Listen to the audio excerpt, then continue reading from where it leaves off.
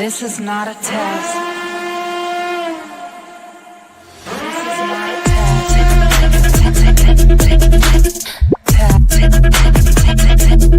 This is not a test.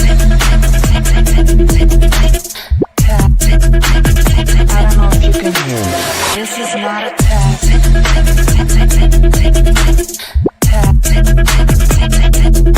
This is not a test. I don't know if you can hear me.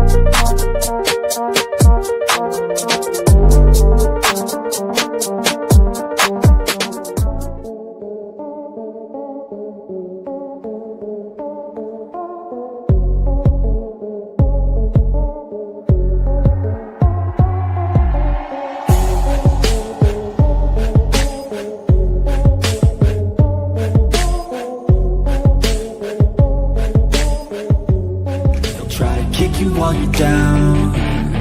They wanna rise up while you drown. They wanna fill your head with doubt. They're silently scared that you'll figure it out. I'll make it look like I'm losing, won't bother hiding my bruises. And when they finally think you're wounded, then it's your chance to be ruthless.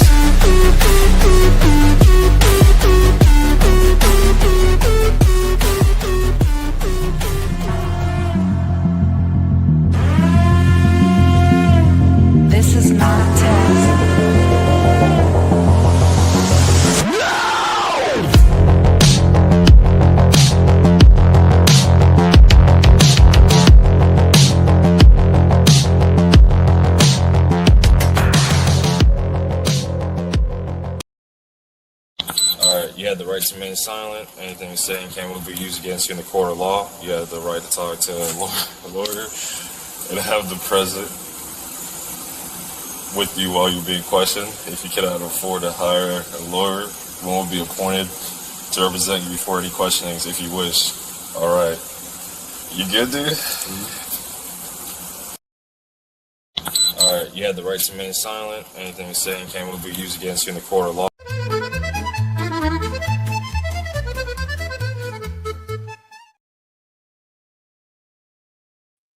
Good evening. Hello, True Crime Guardians.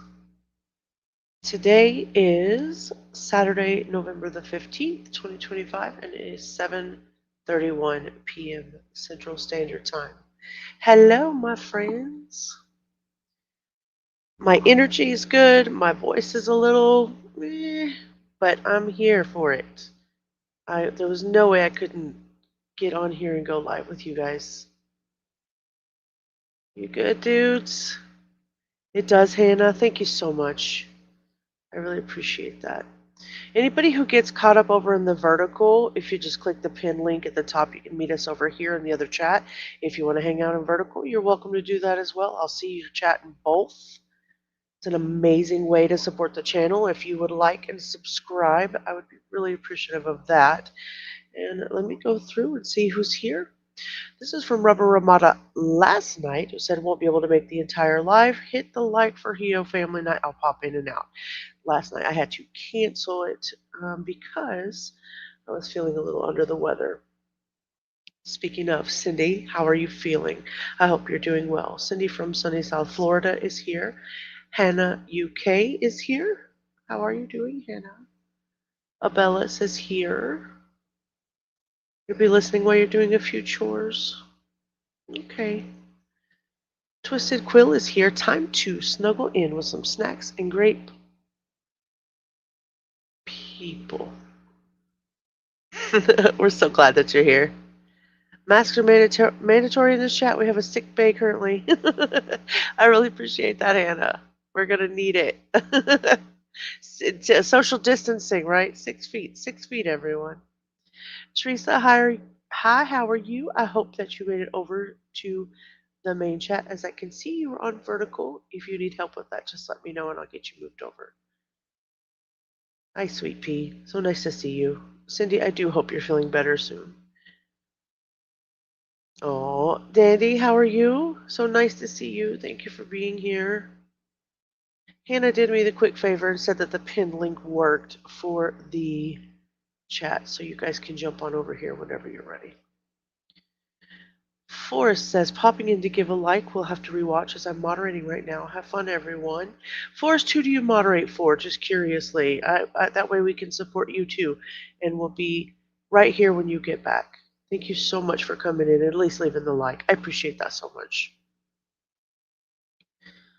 Oh my God. Your phone went crazy? What? Allegedly Speculating is here today. Allegedly, when you get a few minutes before we ever get started tonight, I would love to chat with you up here for about 3 or 4 minutes when you have a moment. So just take your time. If you have an opportunity to do that, I would love to do that for 3 or 4 minutes. Money jar, you got a swear jar? Much better today. I got out of bed today. I'm so glad you're feeling a little better. And you're much better? Goodness, thank goodness. Allegedly Speculating says, hey, Abellis, good to see you. I hope we continue to start feeling better.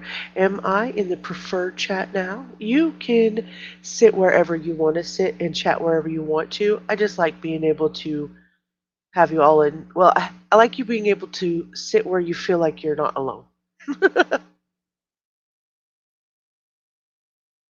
Yeah, I'm going to call you out, girl. I'm going to call you out. You moderate for Salty Sleuth Investigates. Ah, okay. Hannah or Abellis, would one of the two of you, or allegedly speculating, drop both Salty Sleuth and Rubber Ramada, and then when you get a chance, drop Allegedly Speculating's link as well. That way, anybody who doesn't have it can go back on the live and look. Now, I'm going to do this copy and paste. Allegedly Speculating, come here. Just for a second. I won't keep you. Hi, Orange Rose. How are you?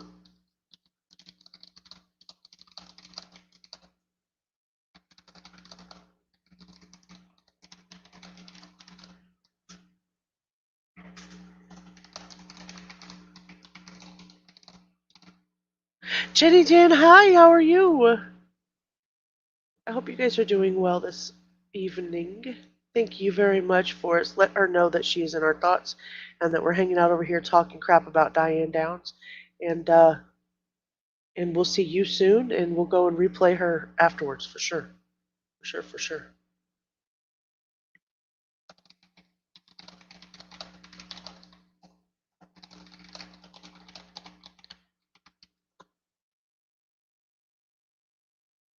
Jenny, where you been today? With your sly side eye. Hello everyone. Hope you're feeling better here. I am getting there. I'm getting there. I am getting there. Slowly but surely. So quick note for everybody, Canes and Anna. It's so good to see you. I love your little butterflies and your flowers when you come in. I really appreciate you. Thank you guys for dropping those links. I do appreciate that. You ready for some laughs? Okay, good. Good. Anybody who gets caught up over in the vertical, if you pin if the click dip it and all of that, and click the pinned link, you can meet us over here and chat and hang out. Allegedly, come see me. Allegedly, can I see you in the kitchen, please?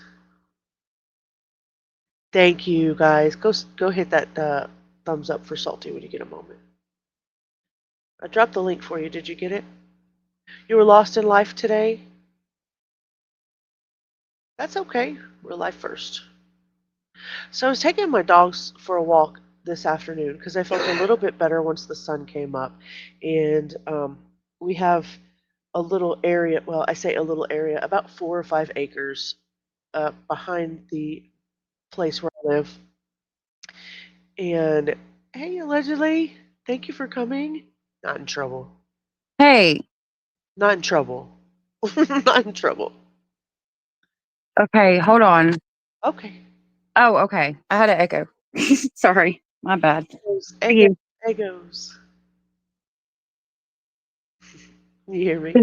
Yeah, can you hear me? I can No? hear you. Oh, Yeah, yes? Okay. I can hear you just fine.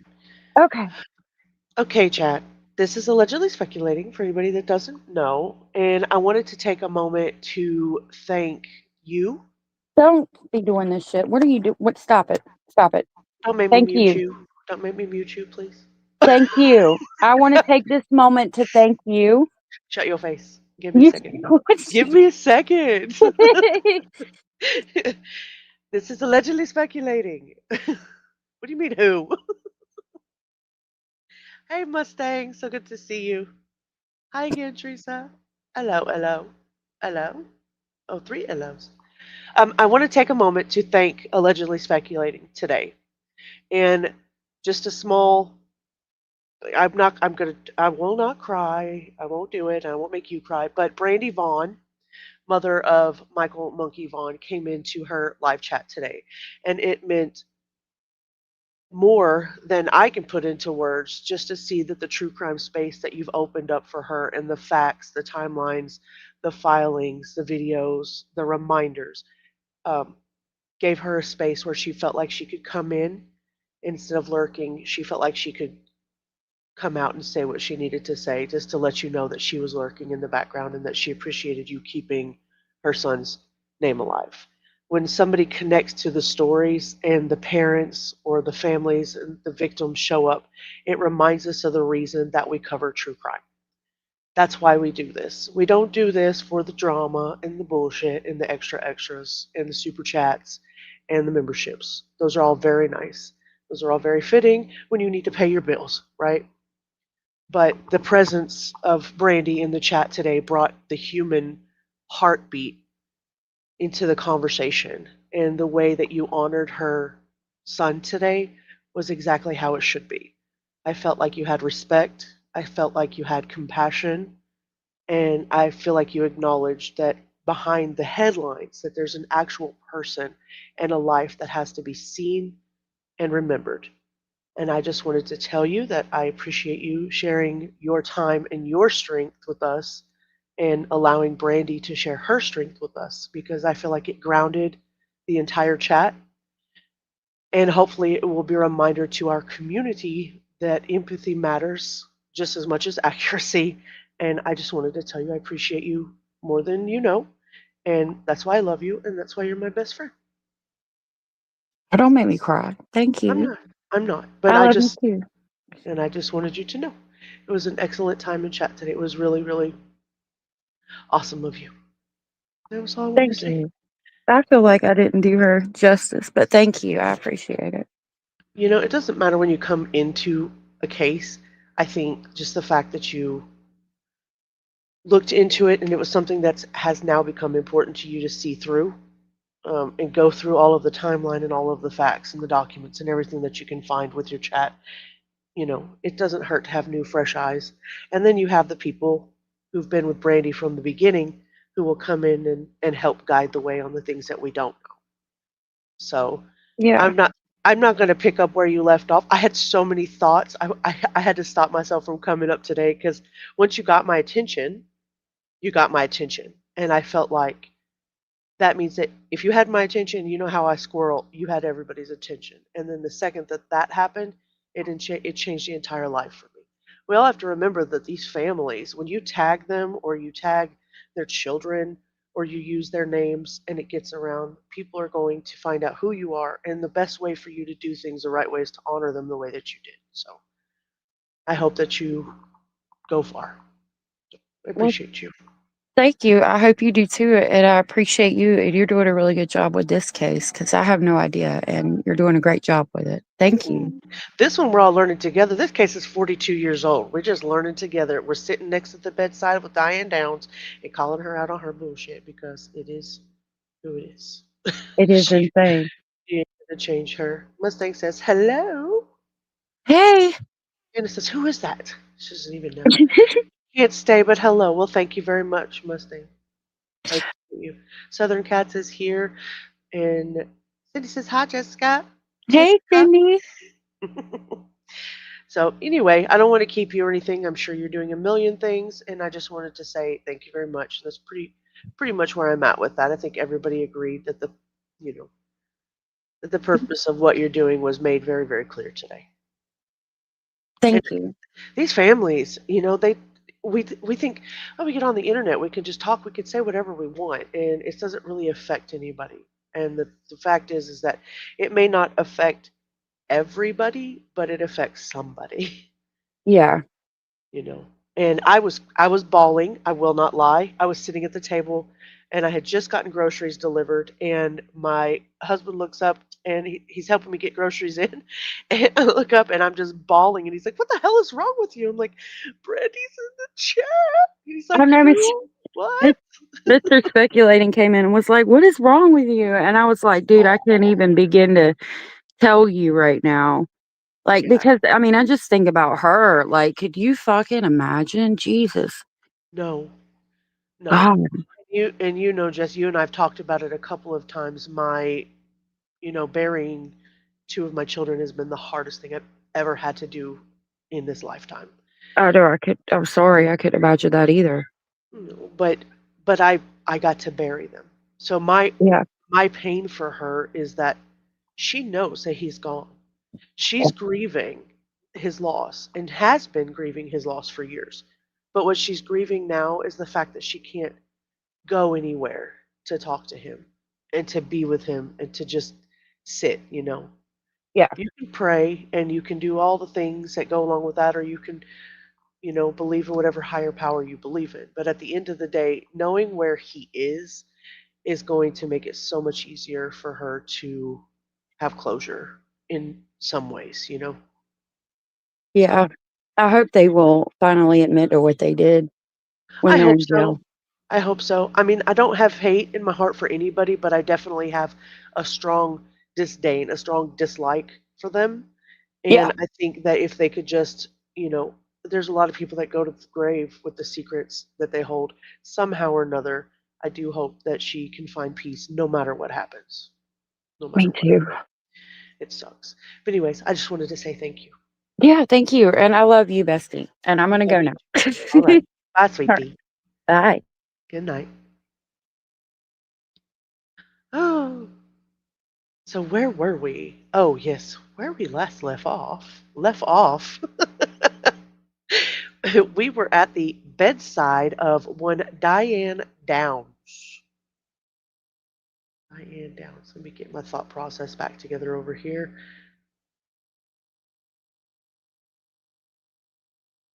There we go. Diane Downs, 1983 interrogation at her bedside. So, oh, pass them all out. Pass the tissues. Pass the masks and tissues, hand sanitizer, all that. So the last, week and 2 weeks actually, we've been talking about Diane Downs' parole hearing and her crimes and everything that happened in 1983. The last time we were together, we discussed her 1983 bedside interrogation, where they basically went over and we heard for the first time the way that Diane Downs has reacted from the beginning. So we've heard the end, and now we're going back from the to the beginning, and we're going to go to the second part of that beginning. You guys are great. So many of you were there, and so many of you got to see that, and I really, really appreciate all the support. All of the support. Allegedly always brings the best of her beautiful soul when she comes out to the interwebs. Bravo. Oh, Twisted Quill, that was very nice.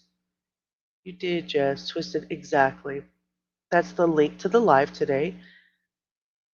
I didn't have time to go out and pull any of it out. I would have loved to do that, but it was so emotionally powerful and strong today. I kind of wanted to make sure that AS got um, her downtime after that live, because as creators, that pulls us. It pulls us in a direction that you can't explain. We just, even the small creators, we put a lot of time and effort into trying to respect the victims and their families. And when they come in, it just puts such an emotional part of us, makes us vulnerable, makes them vulnerable, makes us vulnerable. So I think a lot of us cried today for Brandy and her family. I pray one of those scumbags says where Michael is. Yes, I agree. 8 years older than me, this case. Oh, the Diane Downs case? Yeah, it's because you're a baby. Thank you, AS, for all you do. Anybody stuck over in the vertical chat, make sure you click that link and come on over to the main chat and hang out with us. Hopefully we have a few extra nice new people. It was definitely emotional for you too, Queries. Christine, you were very quiet today. You must have just been lurking and chilling and hanging out. And we're back to the woman that we strongly dislike. And now we're going to laugh some. I'm sure we're going to laugh and throw things. It was pretty heavy. It was pretty heavy. Curious Christine has been a member for 2 months. 2 months and counting. Thank you. Thank you so very much. I really appreciate you being here. I really do enjoy spending time with you guys. I really do. Let me say thank you properly.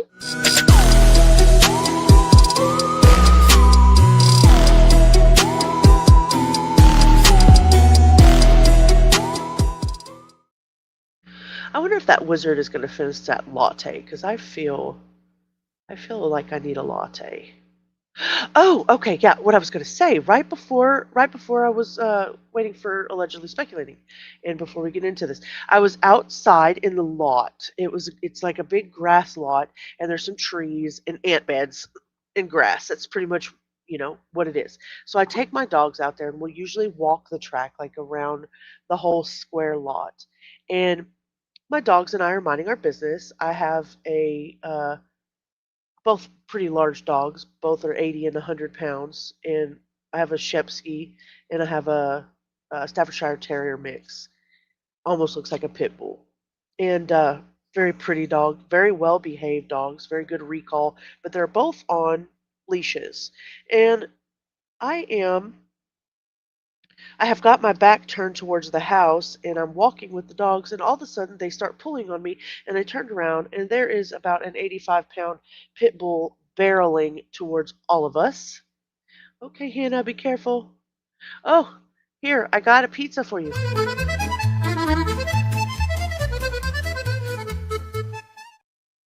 Hopefully you feel good enough for pizza. I know you've been ice cream.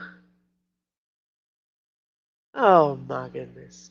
Anyway, so this pit bull comes barreling at us, and both of my dogs at the same time, they don't know a bad human and they've never met a bad dog. So both of them are really, really confused on why this dog is barreling at their mama. So they both like, brah, and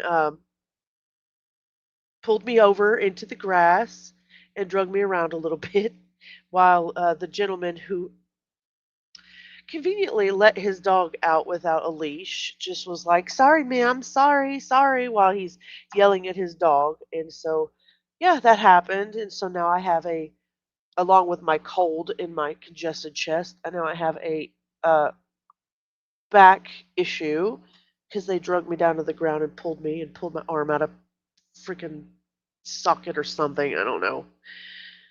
So yeah, there's that. But he's like, "I'm sorry, ma'am." And then, but I was really proud of my dogs because, like I said, they've never seen a bad dog or a bad human. So I'm like, their recall was pretty good. I called them back, and both of them came and sat next to me. And I, because that dog tried to fight them at first, and I was like, "Nope, this is not. Yeah, this is not good. Not good." But I was very proud of their behavior. So I was a proud dog mama today. Where's that banner? Oh, okay. I know what I don't understand, and I'll be honest with you, I do not care. Yeah, I know it. Me personally, if your dog has a good recall, I am okay with you having your dogs off a leash. My dogs do not go off a leash because there's a city ordinance, but and it was a pit bull, and people already think the worst about those dogs in general. They just get a bad rap.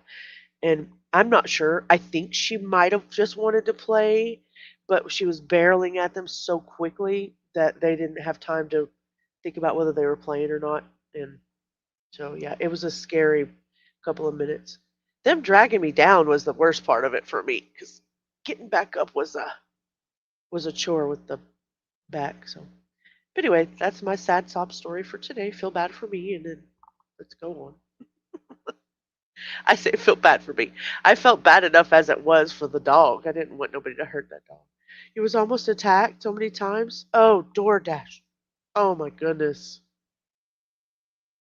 I like the idea of DoorDash. I like the freedom, the idea of DoorDash, but yeah, there's so many horror stories nowadays. I don't know that I could do it, especially not worried about being attacked by other people's animals. Dogs can be very unpredictable, even well-trained dogs. I hope you feel better soon. Thank you, Cindy. Did you figure out what happened today? Were you just stressed out? Did you not eat properly?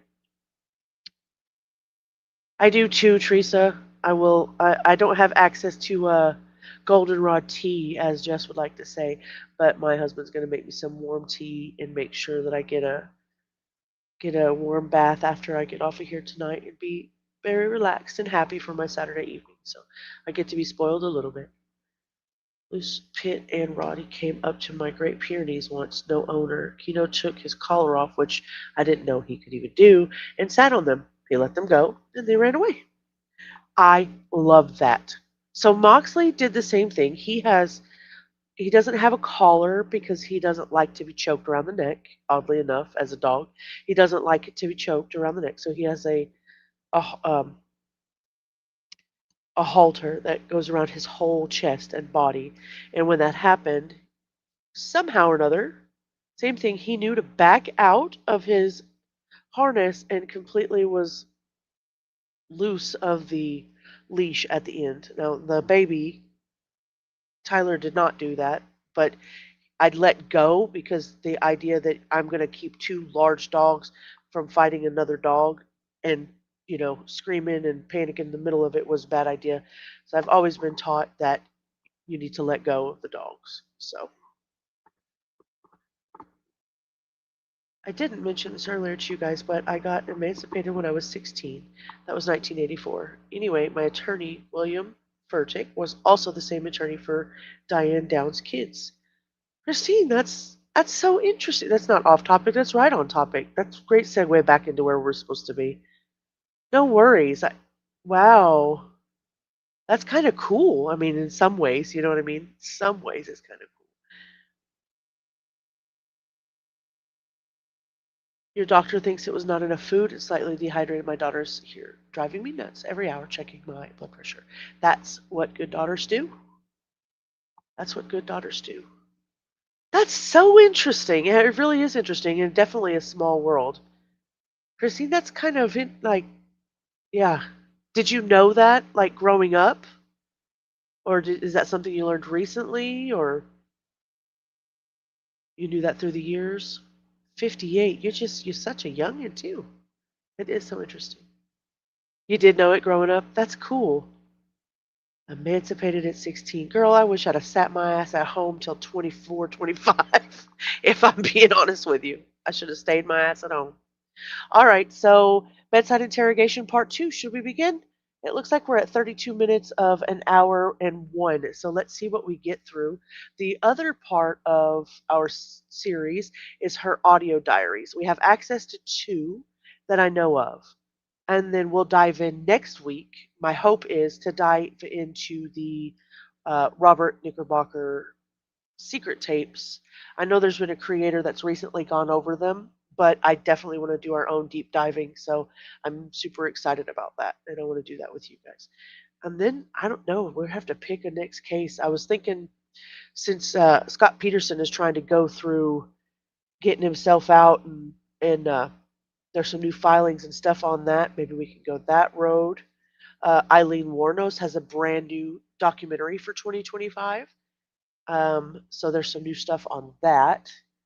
And there's quite a few things going on, like from old cases that have some new stuff. I'll just have to do a poll and see if you guys want to go old or new on this next one. All right, here we go.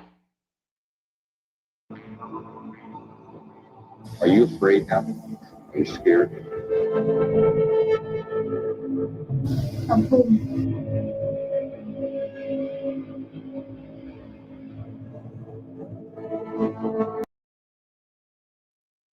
I would tell you this also, but I swear you won't believe me. I rented a house from Carl Peterson at one point. He was the psychiatrist for the Downs kids.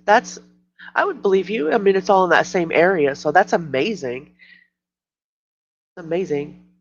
So you rented a house, but you never got treatment from him. That's amazing. Small world. Definitely small world. I haven't met too many famous people. My dad was a musician. My uncle was a musician. I meet, musicians that are pretty famous. My dad went on tour with a country star that was well known back then, and then a couple of other people, but never anybody that was associated with something the whole world would know. So I think that's amazing. That's an amazing story. I know. You have to come up and tell us about it someday. I need to do an open panel where I can just have you all come up and hang out.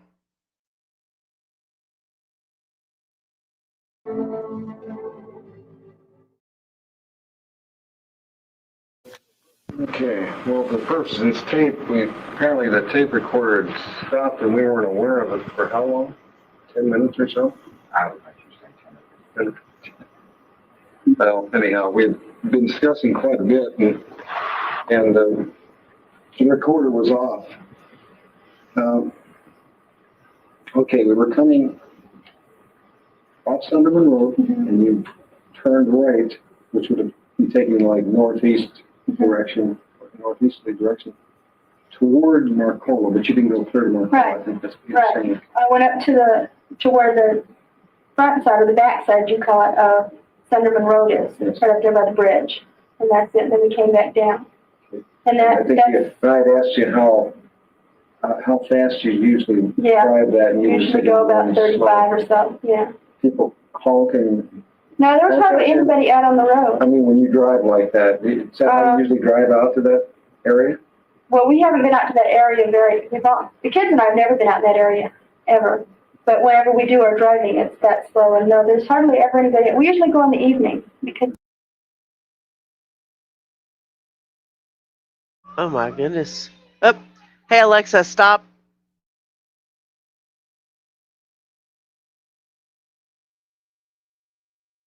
Kane's Nana asked, curious, was it a small town?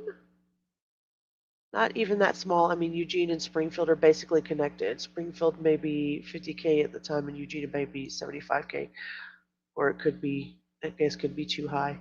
I met the mayor of my town, the town preacher, and the biggest ice cream shop in the area's owner. The ice cream shop people came to this state to visit. There's only one, but I was meeting them to sell. What? I'm, I'm giggling at the situation, not at you. You've grown so much since then, and that's why I'm giggling. Put her around there.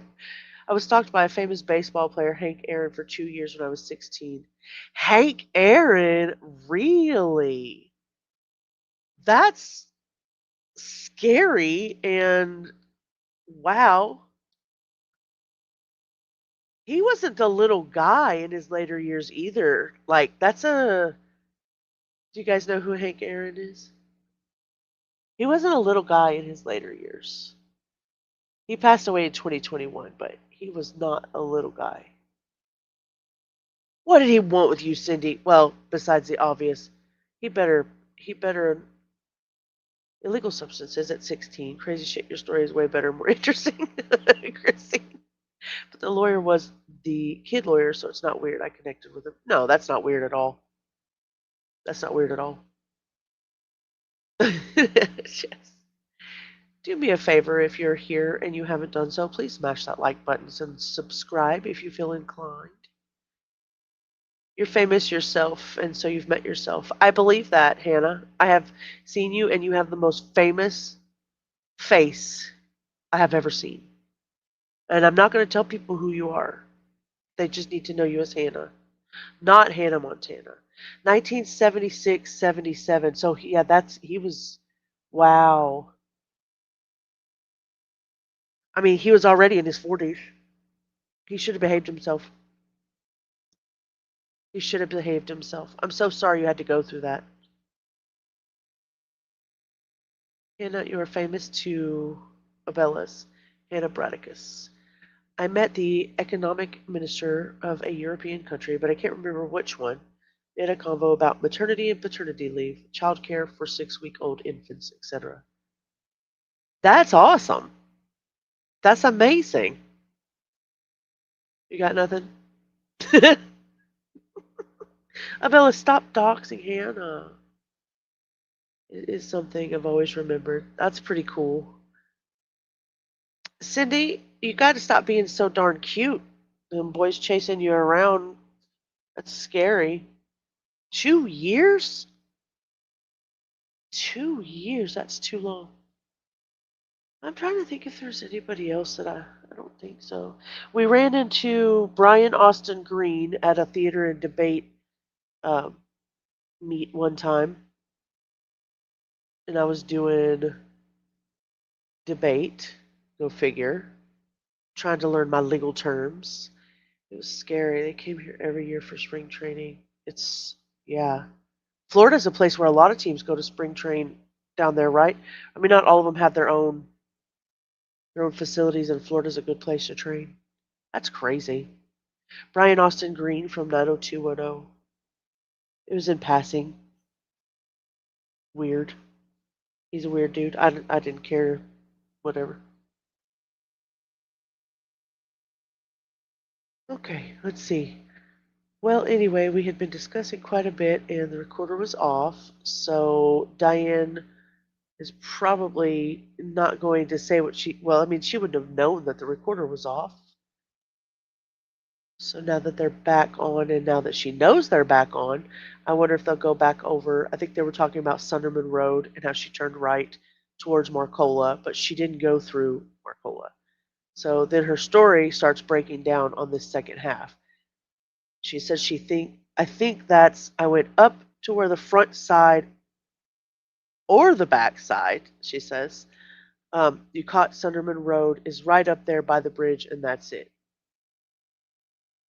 Like she's just scrambling the story, so and then she'll switch, and then she'll change the way she was talking about the incident. Beep, beep, just a little tiny bit. Okay, here we go. The kids and I have never been out in that area, ever.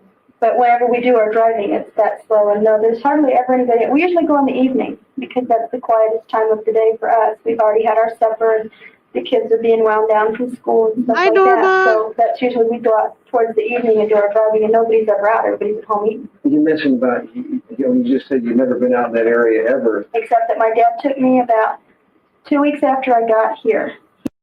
Oh, okay. Well, you never ever been out there, or your dad took you 2 weeks after you got here? I mean, Huh? I don't understand what you're. You did go? You didn't go? Okay, I'm confused. Mhm. He took me up Marcola to, I don't know wherever that is up there, and it crosses over, but anyway, somehow we got on Deerhorn Road, and we came back down Deerhorn. But you've been out to the Florids before. Right, I've been out to Heather's A couple house. times. Yeah, the first night I was here, we went out to Heather's. I took her home, my dad showed me how to get there, and it was at night, and I didn't remember it very well, but I How did you remember. meet her? We started, whenever you start in a post office, you have to go. You know what? I did not catch it. I did not catch it. And I'm going to say it. I'm not going to rewind it back. You guys will have to rewind it back if you don't believe me. But she literally contradicts herself. Like when she implies that she's not familiar with the area, then she says it like she is familiar. She says, "We usually drive out that way." And then out of the middle of nowhere, she's like, "We usually drive that slow." Yeah, a lot more of the circular crap. We usually drive that slow, meaning she had something in her mind she was thinking about. Was she thinking about going to, like, from the house to the hospital? We've never been out there ever, but before she said we usually drive that slow, we usually drive out that way. That's crazy. She said she's only been there once, so had I know. How did she usually? Agreed. Agreed. Interesting. You have to go through training, Oh, and she's with the post office department. yeah, Oh. she's a carrier also. And Yeah, that's what I'm thinking. Is she like projecting into a later part in the afternoon or the evening? Yeah, exactly. Exactly. Yeah, you get where I'm coming from. It's interesting.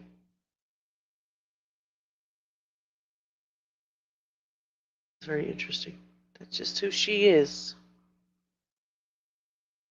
Where is that at? Oh, yes. If you are caught up in the vertical live, click the pin link and meet us over here in chat and hang out. It's a slow chat night. We've got a lot of people that are live, so it gets to be small enough I can talk with everybody. I drank shots tequila with Mickey Gilly at Gilly's in Pasadena, Texas in 1979. No, my clothes didn't fall off. I was with my first husband. I puked all night and the next day. That sounds like amazing fun. Emma says, "Oh no." Yeah, I'm not going to come out here and start talking about what I done and ain't done in certain places that I either maybe had bartended at or maybe DJ'd at. Leave that over there in the left-hand corner. And maybe who sang karaoke in certain places. I'm just going to leave that there. We'll talk about that another night. Oh, goodness. Yeah. Yeah.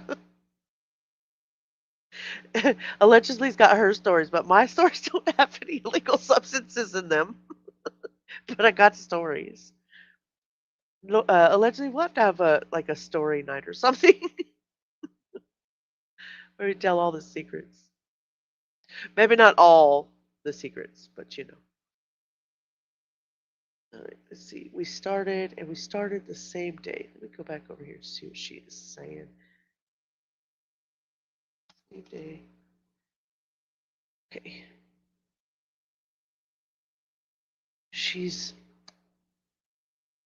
I've been out to Heather's house.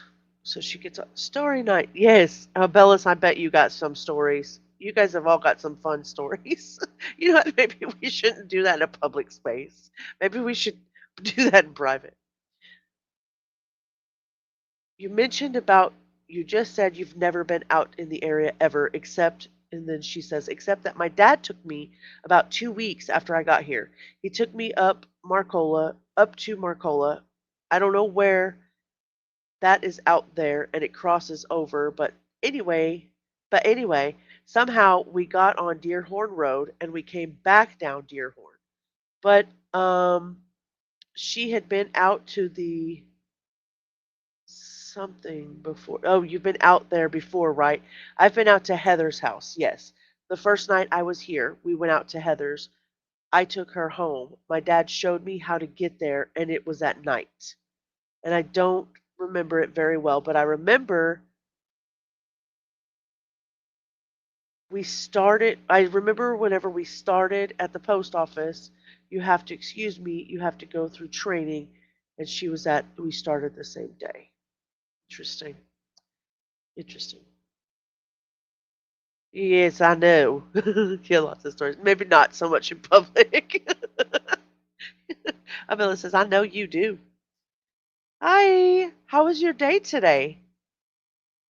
I'm so glad you're here. And it looks like you might be stuck over in vertical. If you click that link up at the top, a pinned link, it'll bring you over to the main chat. So come on over. Come on over. Okay, back on topic. Diane still seems today to have the same attitude about twisting her stories. Yeah. Yes. Oh man, a bonfire story night. I missed the ghost stories that you guys had on Halloween. Gotta move your dryer. 2 dryers, one in and one out slowly. Be very careful, Abellas. We'll be waiting right here. I'm so glad you're feeling better.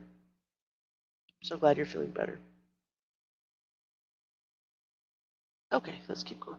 And we started the same day and we were in the same training class. We're the only 2 people in the training class. So that's how it mattered. All right. And what else were we talking about that didn't get on the tape? Mostly about Nick. So you made a phone call. Yeah. And talked with Karen. Karen. Okay. Karen, which is the girl. Right. I was saying how I didn't want Nick to find out about this because Nick is the type of a person that doesn't like hassles. I explained to you how I had viral meningitis at the first of the year and he turned his back on me. And I don't really think it was so much the illness as the fact that it was a kink. It was something that he had to deal with and he didn't want to. He likes a nice, smooth life. He likes women to take care of him and cater to him, and he just sits back. All he has to do is work. Is that what you did? And yeah. Interesting. Very interesting. So she does sound like she has a little disdain for that guy. So let's see. Hello? The delivery people didn't do that? I agree with Christine. Why are you doing that? Oh, I'm so glad. You look great in green. We could definitely do it in Discord. Going to do Bonfire Live sometime after we move. Yes. You could do it. We could. Oh, I can't wait. I'm driving up there. We're going to do Bonfire Live together. That'll be so much fun. It will be fun. Bellis, you aren't in the refrigerator. Oh, weren't you in the fridge just a few days ago? You must have great muscles. She's a spry thing, for sure. It wasn't ready. They would have if it had been. It's my fault.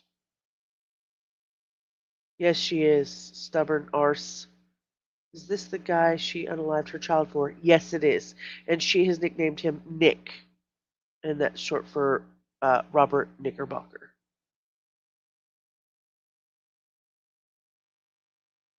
Oh my goodness. Has anyone read the Wikipedia about her early life? I think we did when we first did the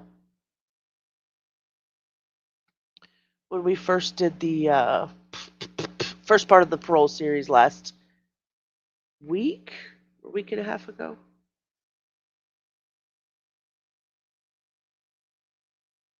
It sounds like my neighbors are moving bodies up there, so hopefully hopefully everything's okay. Yeah, I think we looked a little bit at it. We looked at where she was born and the picture right here comes from the thumbnail I have comes from this picture too. So then her early life story is right here, and then you can read about, the alleged abuse that she accused her father of, and then she recanted on that. We talked a little bit about some of the things here through the parole hearing, but yeah, this is all of her early life stories, and it also goes into where they found the 22 caliber firearm and what everybody knew about it and who told police, and then all the way goes down into her incarceration, the aftermath, and then where we are right now. It also has a lot of references here, which is my favorite part. I don't necessarily, excuse me one second. Sorry, I don't want to cough in your ear. I don't particularly care one way or another for Wikipedia, because I think that see how if I logged in, I could actually edit this myself. But what I do like are the references that you can go to anything that you want to find that references the actual truth behind the Wikipedia, so you know where all of that is. This is a wealth of information down here. The daughter of Diane Downs from Oprah, and then this from Chowchilla or Valley State Prison, and then all of her parole hearings that she had in 2010. Yeah, so it's a good place to hang out when you got a minute.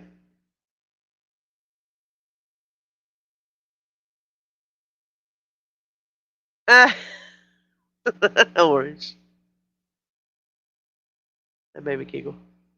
She couldn't take the hint. It sounds like to me. No, she didn't want to take the hint. She says he wanted him to be catered to. I can't read. My reading comprehension is maybe pre-K. Oh, I don't know how you do the job you do with the pre-K reading level. The Diana haircut. Oh, Diana, like Princess Diana. Yeah, I didn't think about that. Can't believe the things she says. Not one. Like Letitia. The relationship with her parents, especially her mother. Yeah, I think so. I thought anyone could edit it. Okay, wasn't lying. Rewired. Damn. What? Her dad was postmaster, by the way, if I remember correctly. I am not. I am not. Can't stand. Oh my heavens to Betsy. Okay, so everything that comes up on this one is a lot of stuff that's mostly about Nick, and so psychologically they say when somebody repeats stuff about the same person over and over and over, especially in an interview like this, it kind of shows it signals like fixation on something or somebody. So it's kind of fixation blended with obsession almost. I bet Diane was a handful as a child. Well, he hit it and guitar it. He told me he had to strap a 8x12 to his ass to keep from falling. I'll see myself.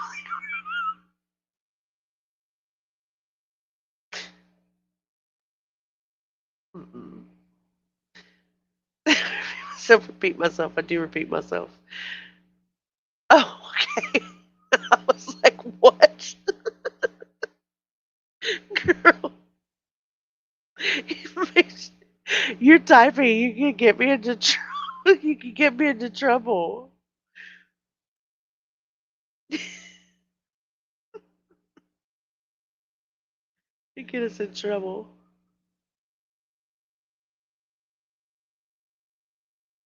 Oh, allegedly, look what I'm going to be doing later on during this live. You want to hear? I'll show you.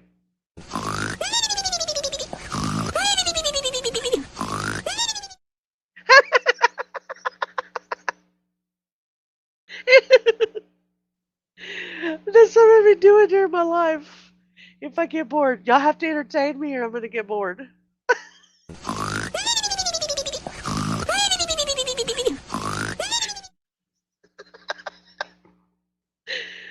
Oh, going to hell. I'm sorry. Amazing. Everybody knows. Y'all should not know what I'm talking about. Y'all, y'all are in trouble. They're in trouble because you know what I'm talking about. Oh my goodness. All right. Your mama's a bitch.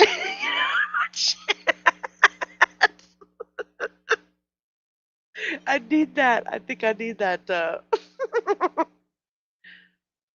Okay, I better stop. Oh, goodness.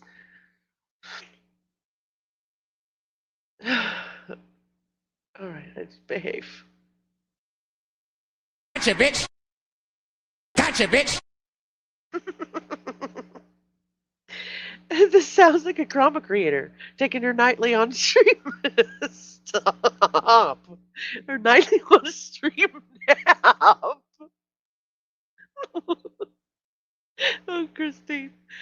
Some people you can dress them up, but you can't take them anywhere.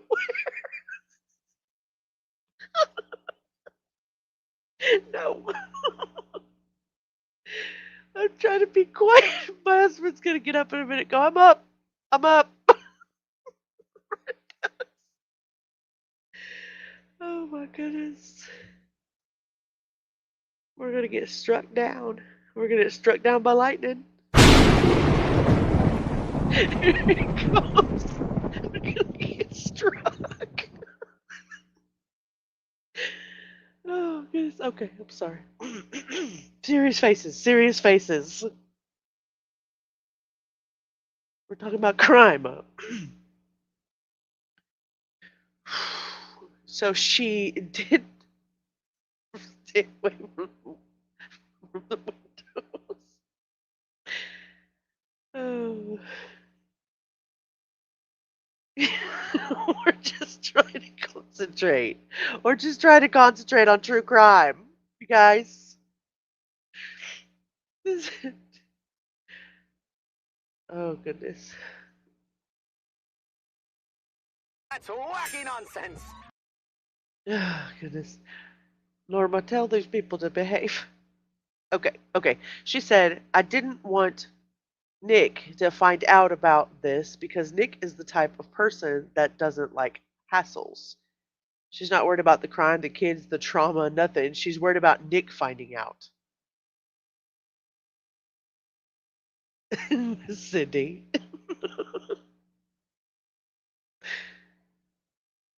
Ugh. So to me, originally, the way that I saw it, and the way I've seen Diane from the beginning through her obsession, is that she's really oriented toward what Nick's comfort is and not about her child's suffering, which we know now, because she has the shame, the embarrassment, and the rejection that comes from him more than she has guilt or grief for using a firearm and killing one of her children and injuring the other two. So she's framing her choices around how this affects his opinion of her and not her children and their well being. And then she goes on to talk about how she had viral meningitis and he turned his back on her during that time. So she is going through that fear of abandonment and, rejection. So her fixation on him, allows her to go through those emotions. She's an inconvenience for him.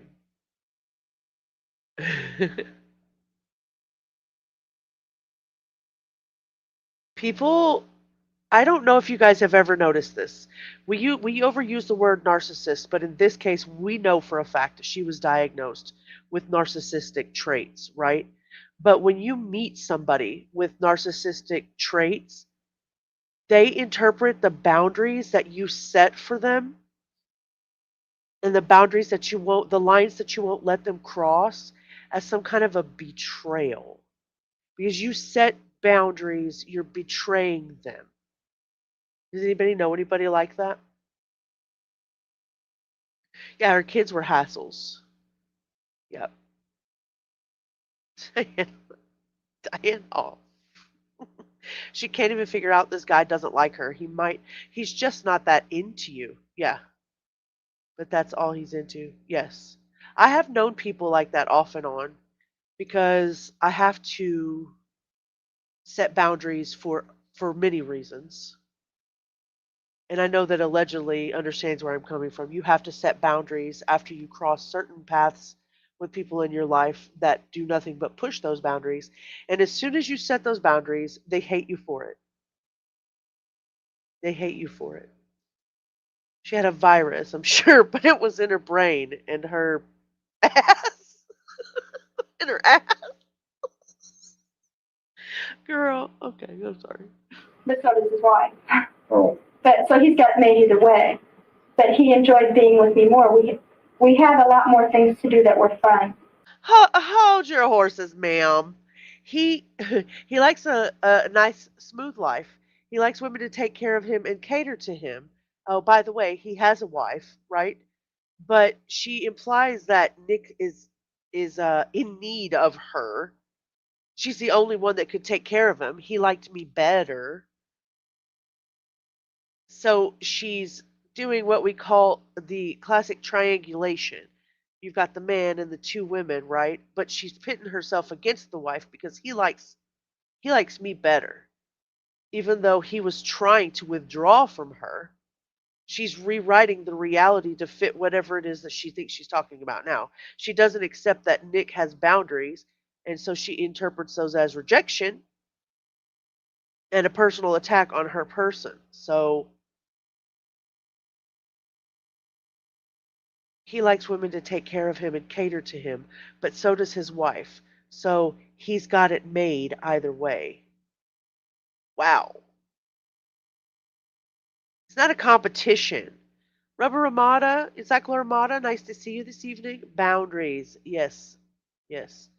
We're still learning healthy boundaries. Thanks, parental people. Thanks, parental peoples. Yeah. You have to set boundaries these days. There's another creator on here, Mark the Shark. Some of you know him, some of you have seen it. And at the end of almost every live, he will tell you to elbow that person out of your damn way. Like get them away from you because all they want to do is steal your credit card and with those one of those little scanner things. He's literally talking about set your boundaries by like getting the people out of your bubble. And that's the way I look at life. You've got to get people out of your bubble sometimes just to keep yourself healthy. But as soon as you do that, when you meet people that don't like you having your own bubble, then they think you're a piece of crap for it. She can't face she has nothing. Yeah, she can't face she was nothing more than a booty call. He didn't want anything from her. Wait, I take that back. She knows exactly what he is and what he's doing, and she's 100% there for it. I agree with that. No worries, Rubber. You gotta do your thing, girl. Keep that man happy over there. Holy crap. Good evening. It's nice to see you, Stoic. Stoic, what is your picture? Explain that what that picture is. I have been curious since the beginning. Let me know what that is. But he enjoyed being with me more. We had more things that were fun. So she thinks she made him happier. We had more fun. She's building this fantasy of superiority, this narrative, just to justify her own self. I mean, we know that she's awful. She's an awful person. But trying to convince yourself, are you trying to convince yourself or are you trying to convince the detectives or both? Very delusional romantic thinking. Maybe she should write a romance novel instead. That's probably where she should focus her efforts. Um, there were just ways that I made him happier than she did. And Oh, so that's why he felt a stronger attraction to me. But with me being out of the state, the attraction, if he wanted to have just a little bit better, he's got it fine with his wife. They don't get along all the time, but basically they do. But if he wants the stronger attraction with me, he'd have to move to Oregon, and he didn't want to. So anyway, that was a kink. But I was saying that I didn't want to tell him about this incident. isn't it odd that she refers to probably both? Yeah. Isn't it funny that she refers to all the situations that have any reference to Nick as just kinks in their relationship. Not kinks like sexual, but kinks like these are just like kinks in the road. They've got to work them out. It was just a little bump in the road we had to remedy. Like, say offing your children. Yeah. Yeah, it would be a crazy novel. Self snitching, definitely. Projection, deflection 101. They didn't get along, but they do. Well, yeah, they didn't get along, but they do.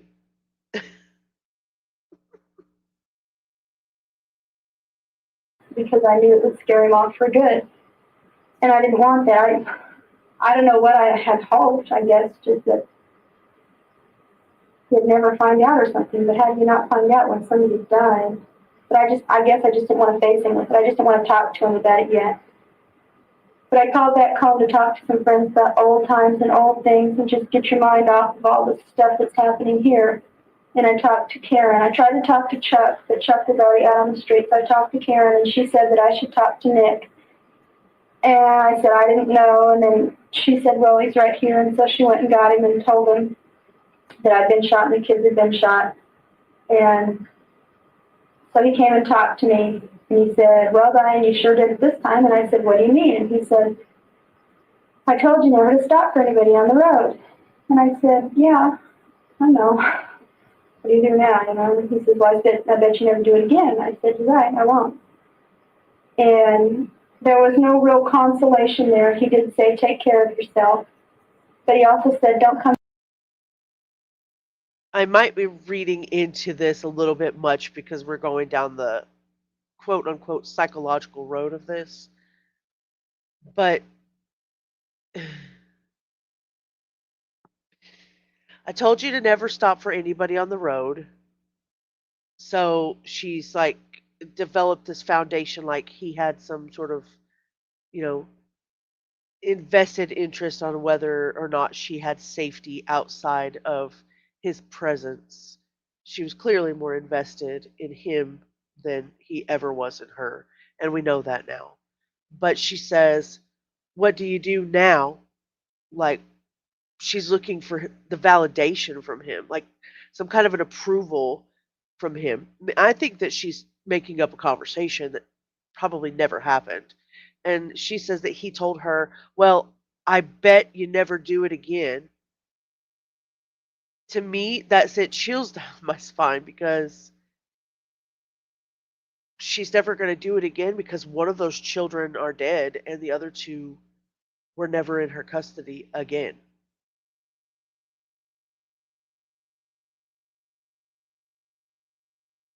It's creepy. Ugh. She's focused this entire like little segment here, just this little short segment that we've watched on how to preserve this little fantasy relationship that she had with this guy who was obviously rejecting her and avoiding her. And there's no grief still, there's still no trauma, there's still no concern for her children. The emotional center for her is still Nick and his approval. It's gross. And as simple as that, she's in jail. Yeah, she'll never be able to do it again because she's in jail. Ugh. When she's the other woman, yeah, there's more fun, no real life stuff. Well, yeah, but she wanted the real life stuff, and he didn't. But she still shaped it to where she thought that he was so invested in her and he needed her, and they had so much more fun. She was the good one. She was the good one.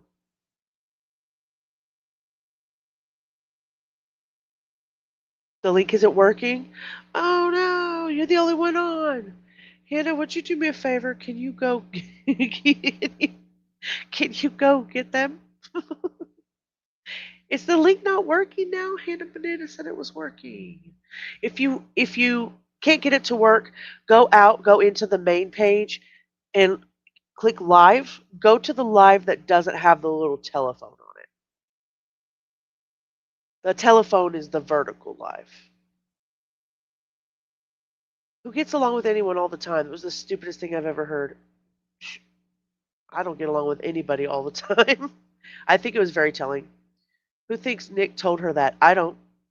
she accidentally admitted to shooting the kids. She accidentally admitted to there was an incident. She didn't particularly say that yet. But, I think she, in some ways, like allegedly has said, a Freudian slip, maybe. Yeah, picking up a hitchhiker. She did this for attention and failed miserably. This is her story. Yeah, she's just making up stuff as she goes. Stoic does not want to tell me what their cute little picture means. It looks like wood, but I can't tell. But it also looks like popcorn on the floor. And it also looks like a wall of like circus wallpaper. So these are all things that are going through my mind. Stoic, help me out here. Help, help. Did Hannah help you out? Okay, good. Partially paying attention. So no, you're not missing stuff. You're doing just fine. Oh, okay. Hopefully you'll get over here. Hopefully you'll get this way.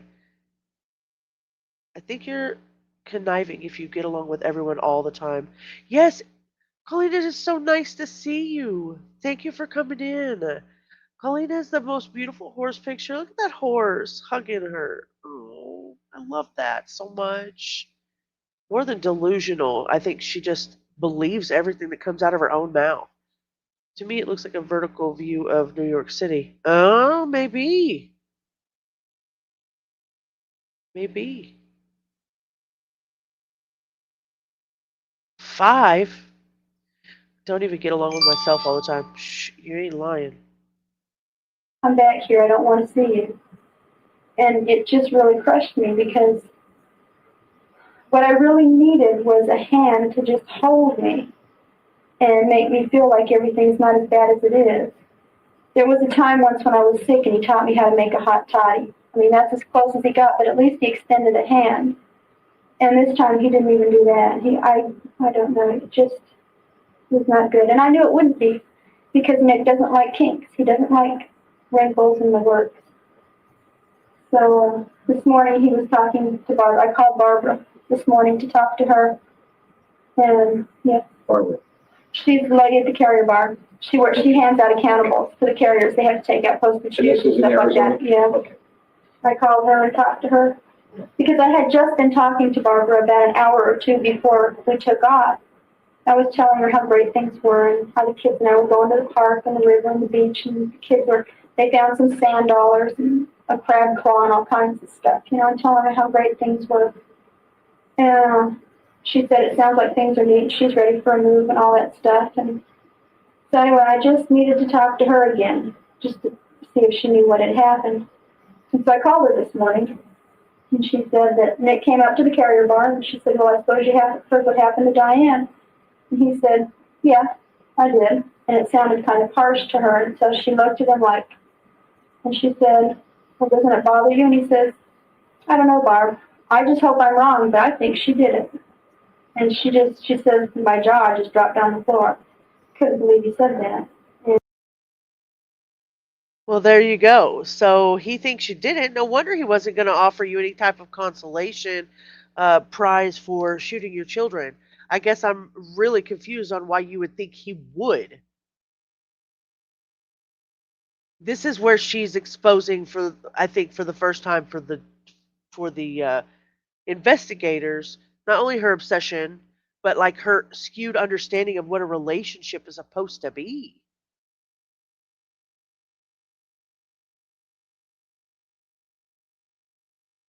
It's just not that into you, man. The pic I took is of an ancient Greek Roman style pillar coming through the floor of a later built Islamic fortress called the Alcazar in southern Spain that I was checking out when I was. This is a whole cool ass story. That's a whole freaking cool ass story, Stoic.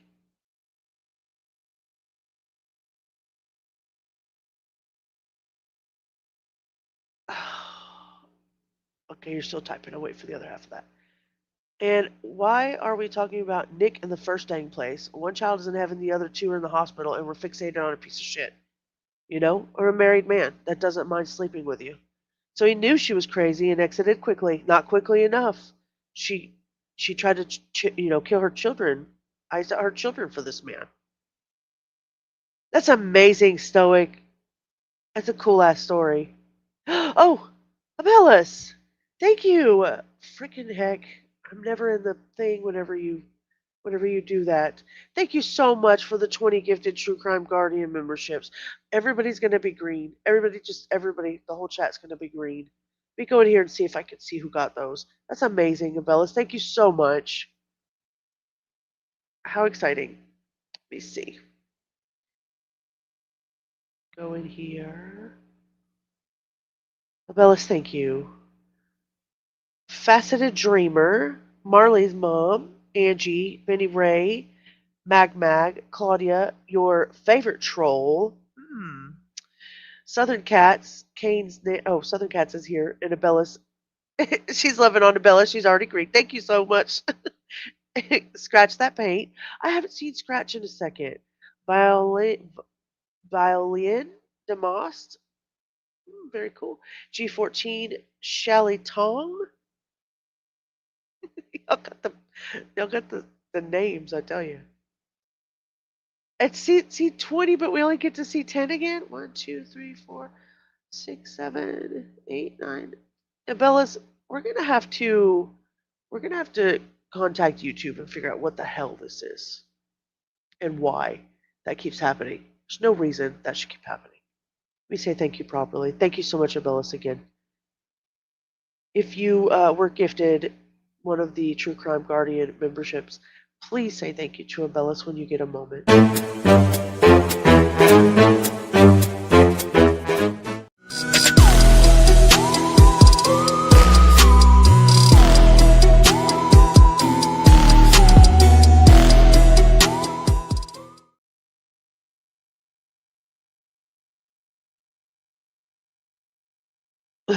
Too bad you can't be a double member, like playing checkers and getting crowned. That would be super freaking awesome. But apparently, the ones that are getting crowned aren't even showing in the chat. I keep having to go back into my studio after, not the like the right after the show, but like a couple of hours later when it updates, and then it'll show me the other 10 that got them. I don't know why it's doing that shit, and it's starting to piss me off. Starting to piss me off. I'm not sure why. You were wondering what that was too? Thank you, Bella. Thank you so much. I won't but be I won't be because I have a channel that's active at streaming. Oh, you have a branded channel? That's okay, Colleen. You being here is important. That's all that I need. I really appreciate you. Abella said you get a membership and you get a membership. Abella is always making it rain. Oh my, I realize yeah, YouTube's still drunk. I'm I'm tired of this alcoholic behavior. That would be cool. If you have a branded channel, they won't let you get a membership because you're too cool for school. I sound like a whole ass man with this cold. Hello, ladies and gentlemen. I won't be getting any 1-900 offers today, for work, is what I meant. Oh, right, because you stream the horses and you never get gifted memberships anymore. Oh, the second half. Okay. We go back up here. Stoic said, the pic I took is of an ancient Greek Roman pillar coming through the floor of a later built Islamic fortress called the Alcazar in South Spain that I was checking out when I was there. Phew. Thanks, everybody. Yeah, I had wanted to go to Spain since I was a kid because I was adopted and found some biofamily history connection to the region. It was really freaking cool. Wow, you guys have such great stories. I meet so many amazing people in this journey. I really do. Branded, I think it just means that you've changed your account from being just a regular old account to a channel that has a brand. And I guess, how would you explain that? And usually you have to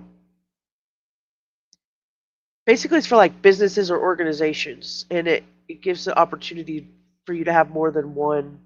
Like you could have this one, and then you could have another channel, both under one brand, and use the same like AdSense, I think. But you create your brand account through your Google account, basically. It gives you the identity of a brand identity as a company, more or less. It's like more professional, I think. And it gives you the option to separate your personal account, if that makes sense.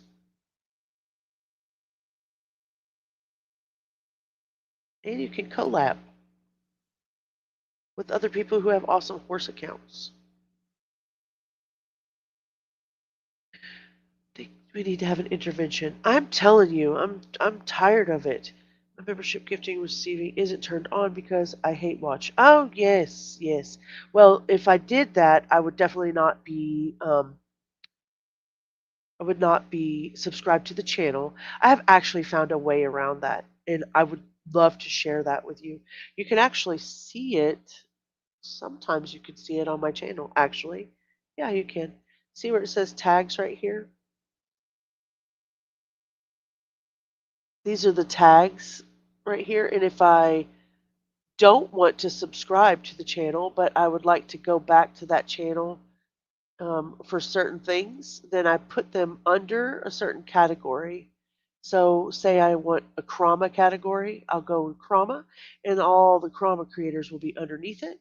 If I want to go to health, all of that, or food recipes, etc., will go under that. So, if you want me to, at some point, I will show you how to do that. I'd be glad to. Because I do not Yeah, heard what happened to Diane. subscribe to the people that I do not care for. But then some of them I do. Most of them I don't. Oh, thank you so much for saying thank you. It's so nice to see you in chat. How's your day today? You sent me a funny for after the show? Yeah, turn it on. I don't think I have that, but I can check. Well, the only other thing is if you don't have a branded channel, then you just don't have your memberships turned on. And you should do that so that you can get gifted. Abellis is a Chroma thing. I'll send you, but you wouldn't understand. You might. Abellis might. A professional pooper scooper. Hey, somebody's got to do it. Prime time with Sheila. Welcome in. Abellis. Prime time with Sheila says thank you for the gifted membership. Yay, Sheila. And he said, yeah, I did. And it sounded kind of harsh to her. And so she looked at him like, and she said, well, doesn't it bother you? And he says, I don't know, Barb. I just hope I'm wrong, but I think she did it. And she says, my jaw just dropped down the floor. Yeah, that's where we were. Okay, back to your bushes. Stay safe.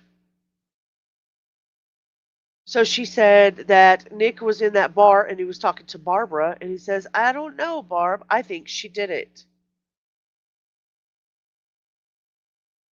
She doesn't say, oh, Nick thinks I hurt my kids, or Nick thinks that I, killed Cheryl or whatever.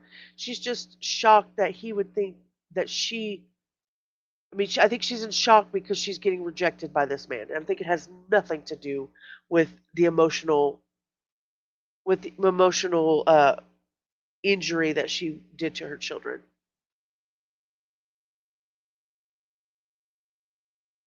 I think she's fixing to pit herself in the love department as to why she should be recognized as a good mother. Because she's making shit up as she goes. She wants to frame herself in being truly believable. It's like she has supporters or people that believed in her, like Barbara believed in her. Don't you know how much she loves her children? You know what I mean? Don't you know that she's the most important one in the room? She wants you to know that she has control of the narrative. I think she's just trying to manage her image at this point, at the beginning. Oh, Bellis. I love traveling. I would love to do that. Yeah, she just framed herself. Yeah, agreed. Agreed. Couldn't believe you said that. And she said, don't you know how much Diane loves those kids? He goes, yeah, but she loves me too. As if he thought that if I killed the kids, I'd get him or something, which it would be the furthest thing from true. Boom. Bam. Spotlight that. Wow. You what?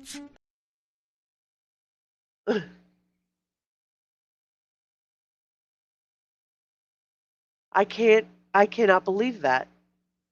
Don't you know how much Diane loves those kids? See, she has supporters, people who believe in her. Yeah, but she loves me too. So her obsession with Nick is stronger than the maternal bond she had with her children. It's obviously how we know that she's so deeply fixated and that he knows her priorities are not her children. Yeah, well, she loves me too. That's the closest to the truth statement that she's going to make her entire interrogation. She absolutely did. Absolutely did. As if he thought that if I killed the kids, I'd get him or something. Wow. She doesn't even deny the act. Yes. Yes. That is correct. That's wonderful, Stoic. I love that. If you ever feel like you want to send the picture to me, I'd love to see it. Yes, yes, Cocker Spaniels. She's fixated on the Cocker Spaniels. Judy says, trigger warning with them Cocker Spaniels.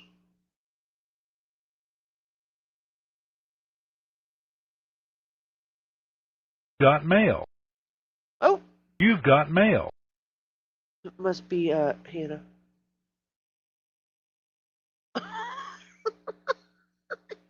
Hannah, you're triggering my AOL?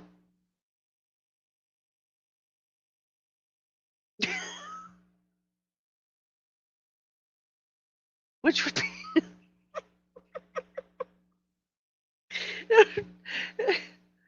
Lordy.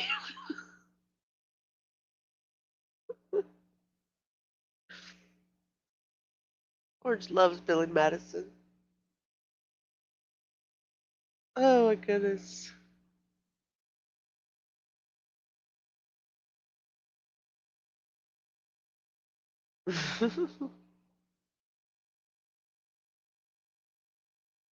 Because I know how much he hates kinks. It doesn't say how much he hates kids, how much he hates kinks. My jaw just dropped down the floor. Couldn't believe you said that. And she said, don't you know how much Diane loves those kids? He goes, yeah, but she loves me too. As if he thought that if I killed the kids, I'd get him or something, which it would be the furthest thing from true, because I know how much he hates kinks. And so it devastated her, and I'm shocked. I can't believe he'd say that. Mitch, how do you know it devastated Barb? You have no idea. You just said that you got to call her and make sure. Does she know about the incident? I'm so confused by this effort. She just makes some crap up.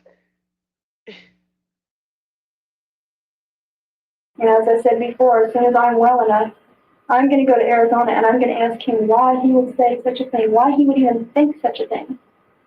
And as I was saying also, the only thing I can imagine is that he went home and told his wife what happened, and she probably said, well, it figures she's that type of a person because she's done everything else she could to defame me. And this would just be the final piece. She's done everything to defame you? So you think you're going to go and take this delusional thought process, go and confront him, demand Trying to. Demand answers. Restore your relationship with this dude who wants to have nothing to do with you.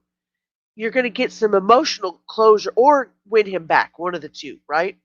After your child has died, two of them are critically wounded in the hospital, you're under suspicion, and he flat out rejected you. You're obsessed, romantically obsessed with not a rational freaking thought in your head. Diane's planning a pilgrimage to her long lost love instead of processing the trauma of murdering one of her children. Huh?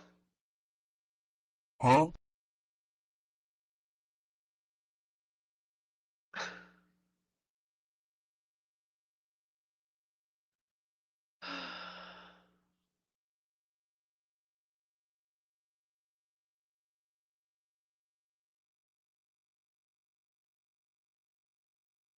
Baby boo boo. She recovers. Yeah, give her a baby boo boo. She just shot herself in the wrong place. Notice she didn't say it was untrue. She said it was the furthest thing from the truth. Two different things. Yeah, I could see that. I could see that, Teresa. Really? I'd speak only highly of my husband's mistress. That's right, Orange. I mean, after all, you're the problem. The only thing I can imagine is that he went home and told his wife, and she probably said, "It figures she's that type." You straight projecting, ho? She's not your rival or your scapegoat. She's his wife. And if he wants to break it off with you, then he can do that. Yeah, he wouldn't be my husband for long either, but I'm definitely thinking that if he wants to break it off, he can break it off. You snorted. If he wants to break it off, he can break it off. She's not acting like a grieving mother. She's acting like her lover abandoned her. Nick's suspicion is devastating. He's rejecting her when she needs him the most. Her fantasy is falling apart. What did I do this for? What did I do this for? If he doesn't even love me. She's obsessed with the fantasy and caught between reality and delusion that she created herself, in my humble opinion.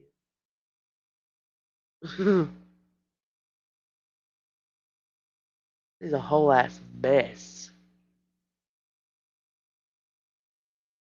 Well, it figures she's the type of person because she's done everything else she could to defame me, and this would just be the final piece.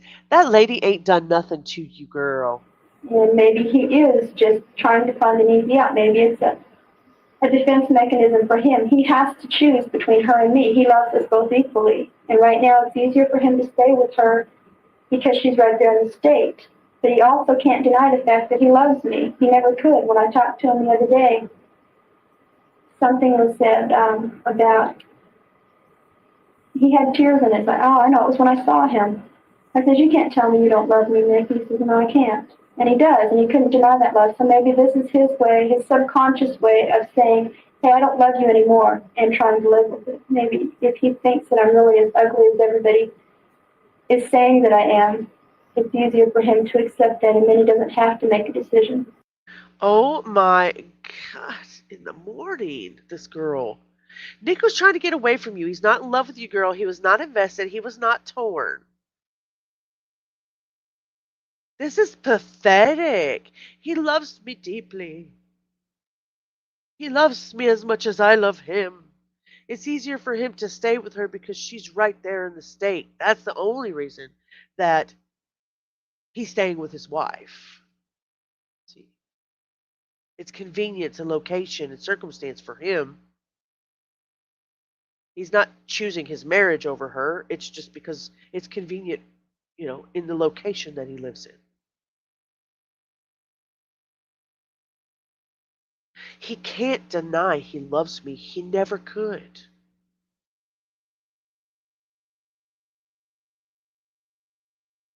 Diane, you have selective memory, bitch.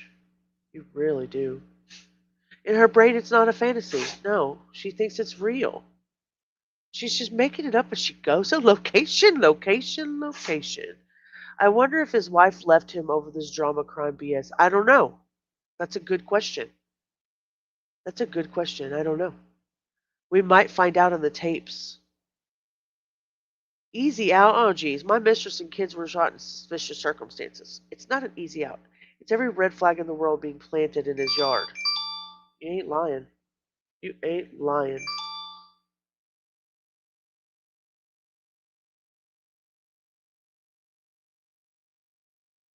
Maybe if he thinks I'm ugly, it's easier for him to accept not being with me. What? That way he doesn't have to make a final decision. He already made a decision. He's choosing his wife and the distance and the boundaries. Bitch, wake up, Sarah Boone. Wake up.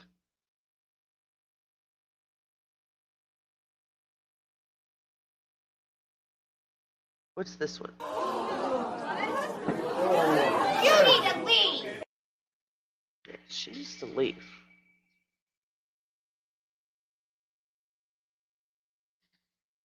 Oh, we love hanging out with you too, Stoic. It's amazing the stories that you guys have. I'm always so interested in the things that are going on with you guys.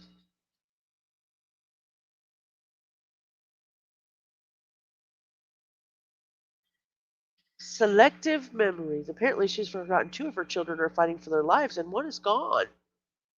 Yeah, I don't know, Hannah. I don't know about that girl. I don't know. They're on equal playing fields to me. He wanted to get away from her delusional ass. Uh-oh. Hello?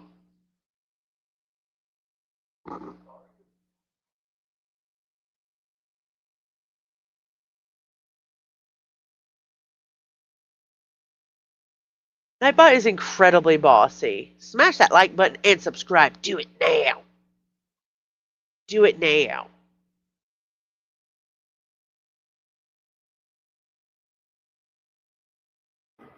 So I don't know. I don't understand him totally. I used to. I don't. I guess I don't understand him because I can't understand how he could think that of me. Because Well, here's the long and short of it. Man, this is a lot to take in, and a lot of times that I have to stop this tonight because this is a little bit of a turning point. I don't understand him. I used to. She's implying that she used to know him deeply and that she understands his emotions, right? Which is her fantasy intimacy that he brings to her. But it seems like now I don't know. I wasn't there, as allegedly says. I do not know. I did not see. But it doesn't sound like to me that he was sharing the deep emotional intimacy with her. Like Diane believes she had that soulmate bond, and he believes that she was a piece of ass. Am I wrong?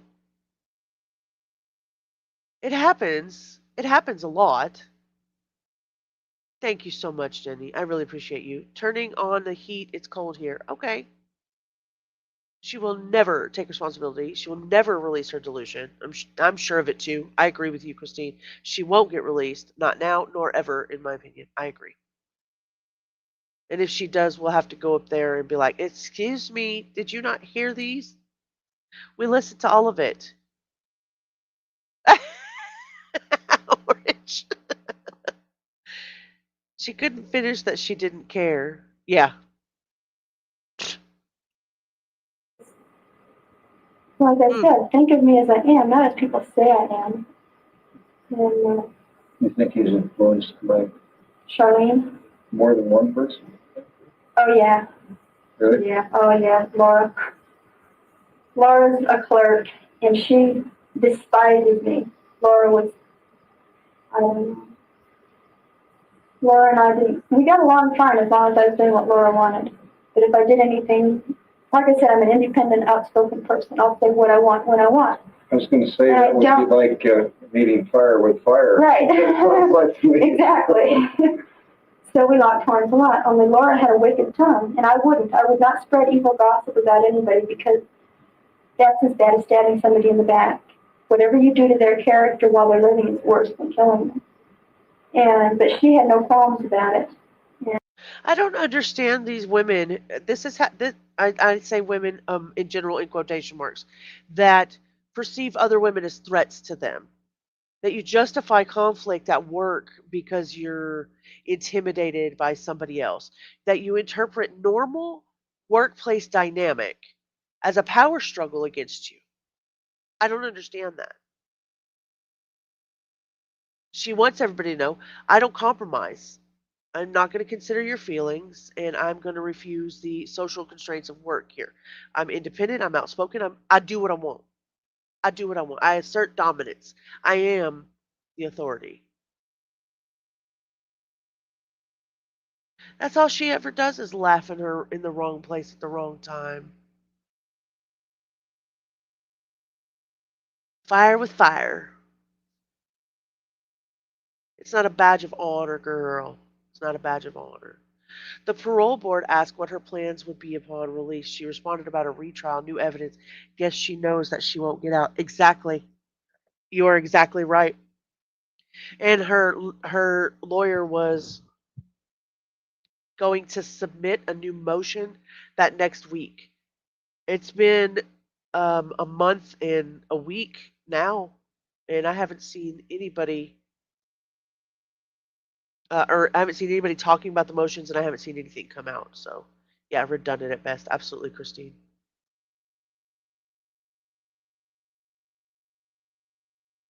And I get along with guys just fine.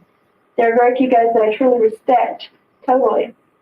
But I do like guys, and I get along with them. I like girls, I get along with them. But nobody makes a big deal about the fact that you have female friends.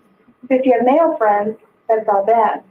Well, I had a male friend that was married, and his wife didn't like the fact that he and I would talk. Even though we were working together, she hated it. And she was a friend of Laura's, and Laura decided that this guy and I were having a real heavy-duty affair, which was not the case at all. And so she spread it around the whole post office that Diane is a real whore. People like to believe the worst of anybody. And because Mike and I did talk together, and we'd go out with the guys for a drink after work sometimes and stuff like that, it must have been true to everybody. And so Laura has... This girl, no, she doesn't get along with other women because she sleeps with all their husbands. I agree with that. Whatever you do to their character while they're living is worse than killing them. The detectives are letting her dig her own grave. Yep.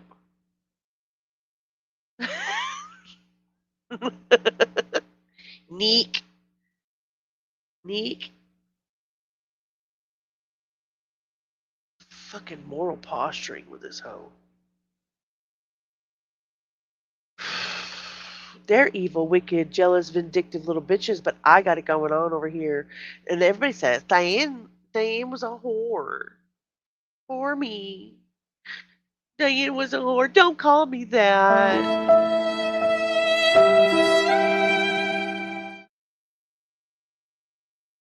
She's so contradictory.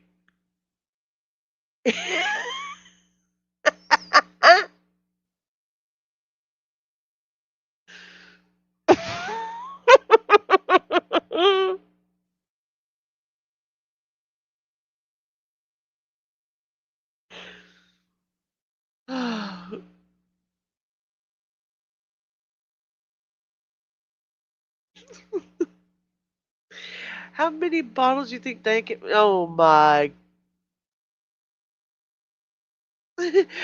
Dang, Bella says my violin again. Laura has a way of spreading the gossip around. You're a victim. I'm a victim. I don't cause the conflict. I'm a victim. Has a way of spreading that gossip around, and it's very sad. And I lived with it. I lived with it for, 2 years I was in Chandler. And I laughed it off or sloughed it off or yelled it off. One day, this thing about this one specific guy, I went into work and they were giving me hell about it. And I said, all right, you guys, God damn it, I am not having an affair. I am not sleeping with anybody. And you guys just lay off this person, leave him alone, and quit telling his wife that he's doing all this stuff. It's driving her crazy. And Laura goes, I didn't say anything about that, Diane. I said, I don't care what the hell you're going to tell me. I'll just shut the fuck up. I really yelled at her. And there was... Sure, Jan. Sure. Okay. Get some rest. Absolutely. I would absolutely like to do that. Let me know. Her prison purse. Oh my God. You're too much. That's 4 tall cans. Oh, wait. Hold writing that down. Christine's going to use that. Sure. She was the moral one. Yeah, sure, Jan. I really yelled at her. I gave it to her. I let her have it.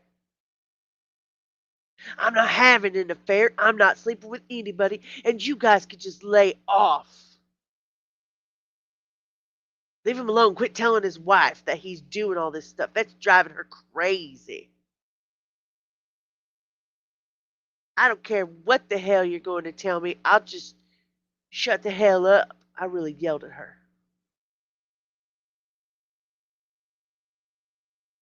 Oh, but what comes next?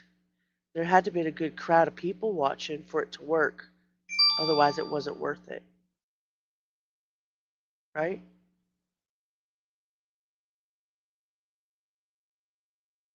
She's such a rebel, a man eater, run of the mill hooer. Yes. Christine.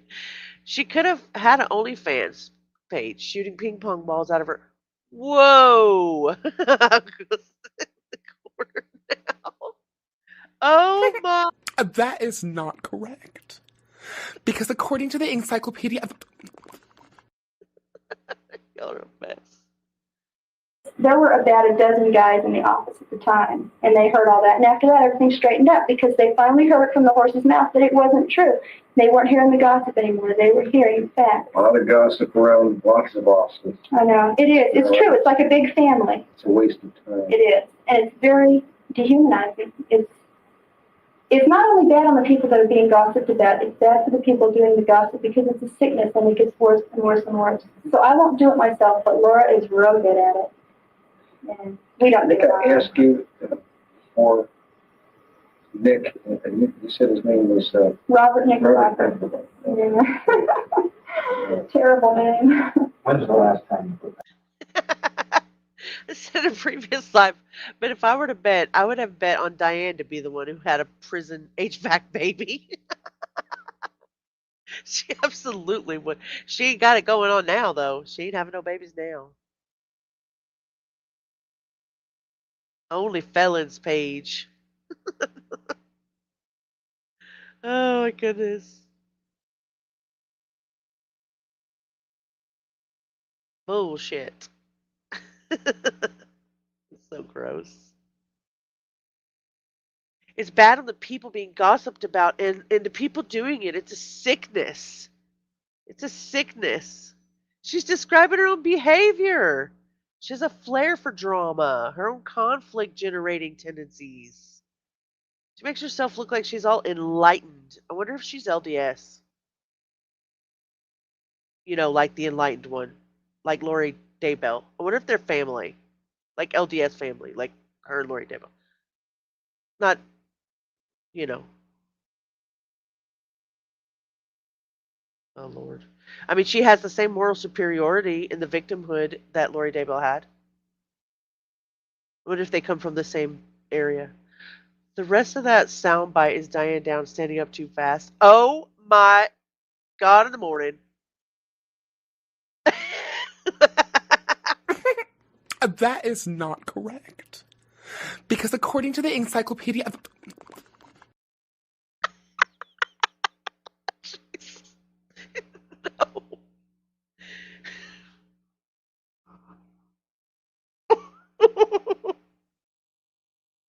No. No. I know that. I don't mean it like that. I'm just saying, like LDS, like family of Lori Daybell, not overall. LDS people. LDS is great. Actually, they're good people. I don't mean that. I just mean like in Lori Daybell's family.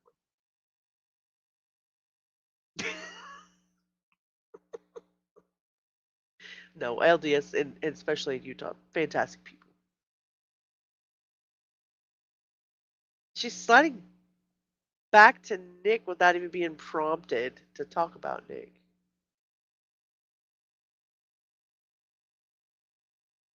Ew, y'all are crazy. Y'all are oh my goodness. Do do do do. Do do do. I can't hear you. We're going to hell. Everybody get on the train.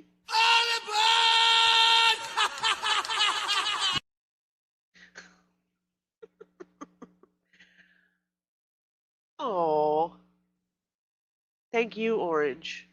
We truly, truly appreciate you. I know that everybody in this chat appreciates your commentary and your time, and we love hanging out with you too.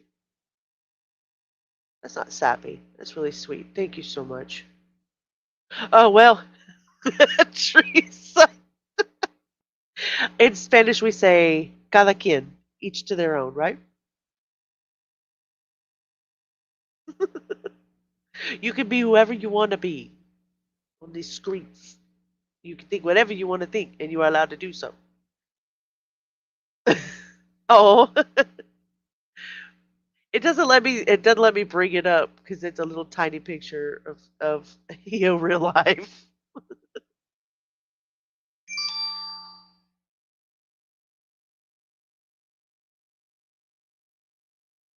If men hear her story, then it straightens everything out. There was at least a dozen men in the room. What name? Which one? Oh, cada quien. Cada quien. Each their own.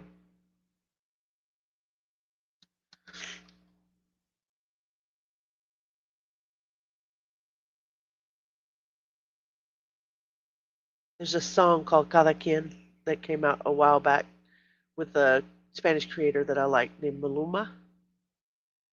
And I mean, I'm not sure you'll understand it, but I will say it. He says, "Dejan de meterse ya en donde no les importa." It means stop putting your nose in other people's business or where it's not, shouldn't where it shouldn't be. Stop putting your nose where it shouldn't be, basically. Piénsalo dos veces antes de ir a abrir la boca. It means think twice before you open your stupid mouth. It's the best song ever. Uh, cada quien. No, cada quien. Cada quien a su gusto. Exactly, Jenny. Cada quien que haga nomás lo que le toca.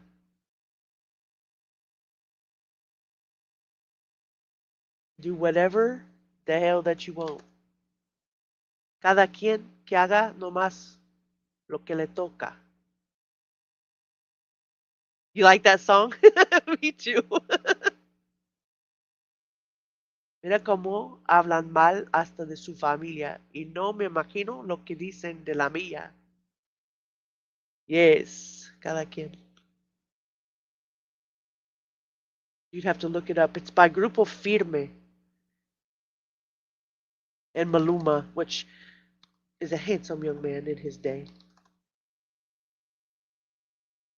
You guys are amazing. I like sharing things with you guys. Okay, let's go back here.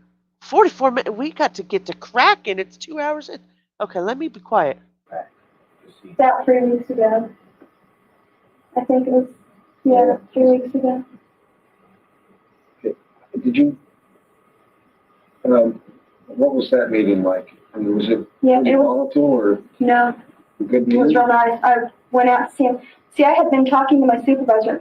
She said something about a nasty name or somebody that she didn't like. When I was young, older Spanish said they would teach me Spanish. They taught me to say,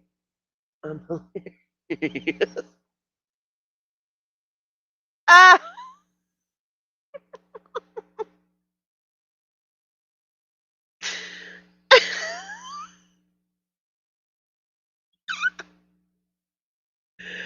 Oh my goodness. Well, first of all, they weren't teaching you Spanish. That's really funny. Like I said, stories. You got lots of stories. I am the whitest Spanish speaker in the world, I think.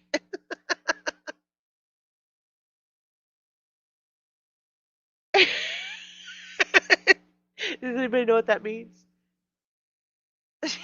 She has 2 cars and $2.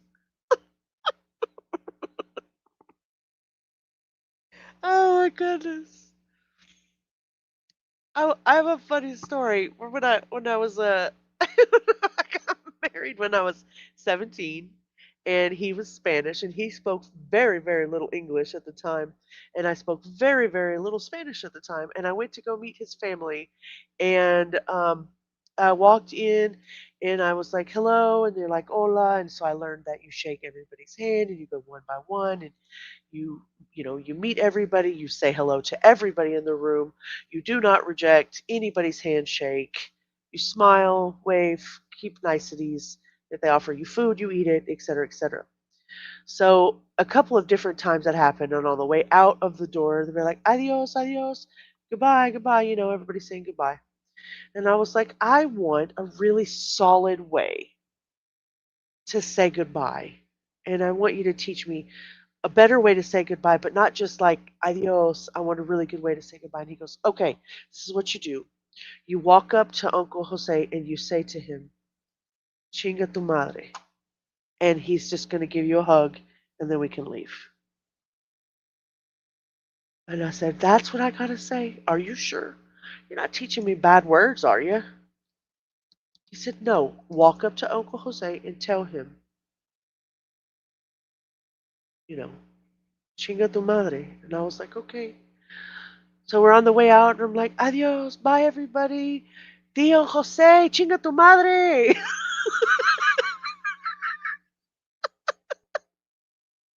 It was so bad. I was so embarrassed. Everybody, the whole party. It's like you hear the rip off of the DJ thing, like what? Skirt. Everybody turned around, and I was like, what? What happened? And my husband's like pulling me out of the like, get out, just get out, let's go, let's go. And he's so close. Was so fantastically laughing in the floor that I will never live the day down as long as I live. I am 44 years old. That happened so many years ago, and I remember that day like it was yesterday. And so from then on out, I decided that I would not let other people teach me Spanish, but I would have to make sure I knew what I was saying before I said it. And so since then, I have since used that word, but not in a goodbye sense. It was fantastic. My Nick and I were the best carriers in the office. We were fast, we were good, and we were efficient. And he could send us out to do our whole route and then come back in and go out and do a half of another route and expect the same performance. We could be out on the street. Yeah. We'd be out on the street for 6 hours and we'd be doing just great. And so Nick and I were his favorites, his pets. Well, I transferred. Gammy couldn't stop that. But when Nick said he was going to transfer, Gammy said he'd fight that. He's not going to lose both of us. And so after I left, Gammy started telling Nick, no, you got to stay, you got to stay, you got to stay. And so whenever Nick all of a sudden did an about face and decided he was going to stay, I called Gammy, who knew us better than anybody. Well, pretty well. He knew Nick as well as anybody. I called and asked him what was wrong. He goes, Nick doesn't like you anymore. He really doesn't want to talk to you. He doesn't want to hear from you. He really doesn't care, et cetera, et cetera. I'm going, how can a person that we've been together for a year, how can all of a sudden in a week he decide no? And So did the whole office know that they were together? What the crap in the morning? What the heck is going on? In high school, my Russian teacher taught us a song to the tune of Frere Jacques. He told us it was, I am stupid. I looked it up. A particular phrase means, I don't know. I'm not laughing at you, I'm laughing at the situation. Is there a Whitney here? Is Whitney here? Why can't I see Whitney? Oh, yeah, here you are. Hi, Whitney. So glad you're here. You're at work? That's okay. Shout out to TLC. Oh my goodness. So Nick doesn't like you anymore. He really doesn't want to talk to you. He doesn't want to hear from you. He really doesn't care, etc., etc. And I'm going, how can a person that we've been together for a year, how come all of a sudden in a week he decides no and he doesn't want to see me and he's afraid I'm going to come back to town, etc., etc. What's going on? So why what I'm asking myself is that did everybody at work know?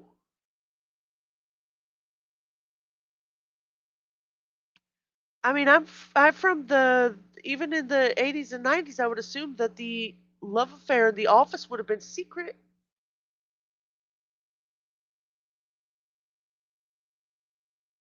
Her friend doesn't even soften the blow. They're like, straight rejection. He doesn't want you. She doesn't want to. He doesn't want to have anything to do with you.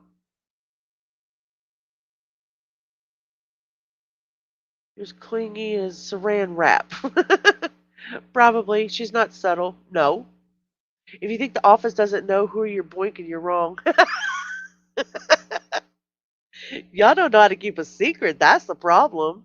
Most of the people I know don't hold water, I guess. But she's inflating a relationship, honestly, though. If she doesn't inflate the relationship, because he just wasn't that into her. Nick did not see their affair as a committed, like, 1 year partnership. It was a, for lack of a better word, it was a piece of ass. It was a booty call. It wasn't a reciprocated emotional connection like she has. You think so? I don't know. Did he? Let's find out.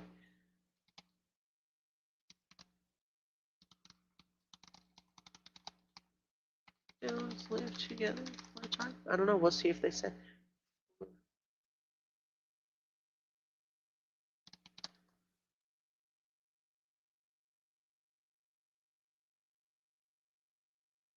Eek!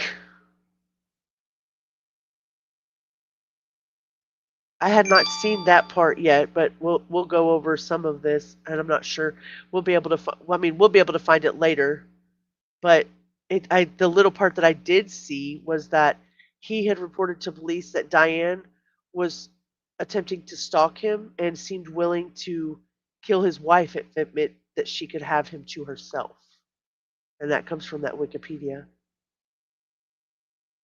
Ooh, it's scary. Kazana, we'll have to find that out.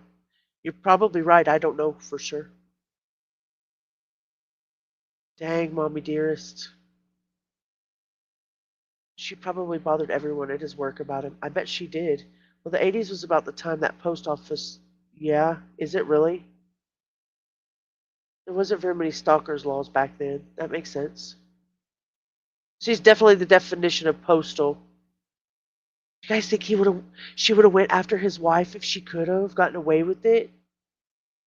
That's a scary thought. If he had changed his number, she would have been pounding on his door. Yeah, probably so. You got to find your guy whenever you got to find him, especially if you're inflated to that direction. Dang, he knew she was cray. Yeah, I'm gonna guess that. I mean, it's not. She's not that profound. Like it's literally kill the kids, kill the wife. Everything sorts itself out. Domino effect, right? She doesn't like rejection. It's uncomfortable for her. You're not ever gonna accept, Diane, that you're the threat, bro. He's afraid of her and suspects her now.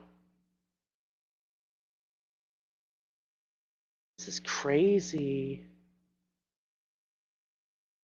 Why is her identity so far rooted into needing to be desired by men?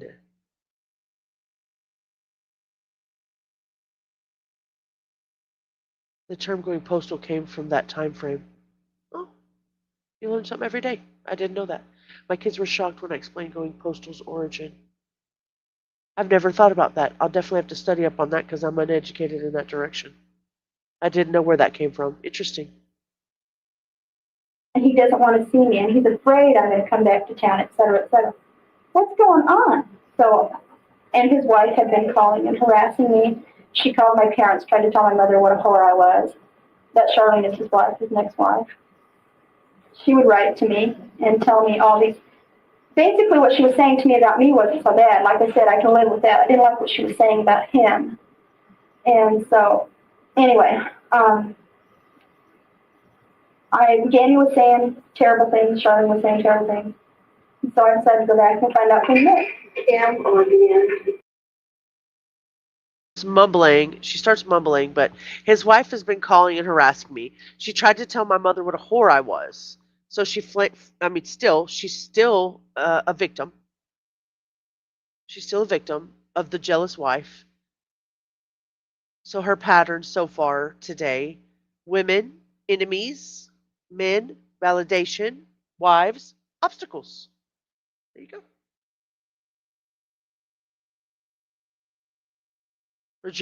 Rejection or perceived abandonment. Yeah. Yep. Antisocials, in my experience, cannot handle rejection. Makes them obsessed. I saw it again and again. Yeah, I agree with you. I agree with you. She does not handle rejection well. She cannot tolerate being disliked or criticized. All all female all females are conflict for her. It's not rational. It's not rational.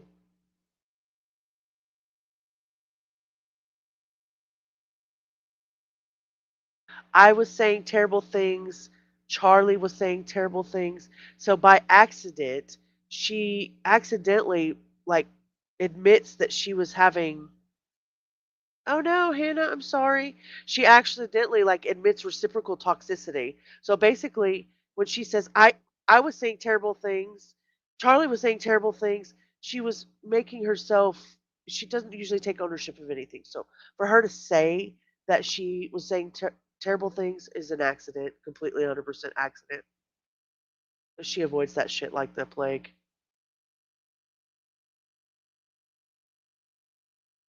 So I decided to go back and find out from the end what was true and what wasn't. I borrowed Chuck's car, keys in the ashtray, take it. So he has set the boundaries, told her he doesn't want to have anything to do with her. She says she's going to go back to Arizona. She's going to get the answer. She's going to confront the people until the truth matches her own feelings, right? Instead of letting a breakup stand, going and having a drink and crying on your pillow, getting under another one, creating distance, respecting the wife or Nick's boundaries. She's just intrusive, obsessive. Because she's insecure, she has no real self-worth. She her finds validation through sex and the attention of men. Absolutely. I agree with that. Yes, Cindy. And I think it makes her feel powerful to use sex. Yeah. Jodi Arias vibes. Yeah, we find a pattern in a lot of these women that do things like this. It's crazy. It's crazy to watch. I mean, I guess that's why the psychology behind it is so fun because we can. To me, it's fun because we can break down each person individually, but then you also see the likeness between groups of characters, right? The Lori Daybells, the Sarah Boones, the Jodi Ariases, the Casey Anthony's, that kind of thing. Remember, she put on a diaper and drove across country to confront her boyfriend. She sure did. She sure freaking did. I'm going to shower. I'm in a buttload of pain. Wish me luck. Teresa, I wish you luck. Please be careful. I'm so sorry you're feeling bad. We all hope you feel better. And I hope that that does help you. Christine does too. Definitely Jody vibes. Yeah, I agree.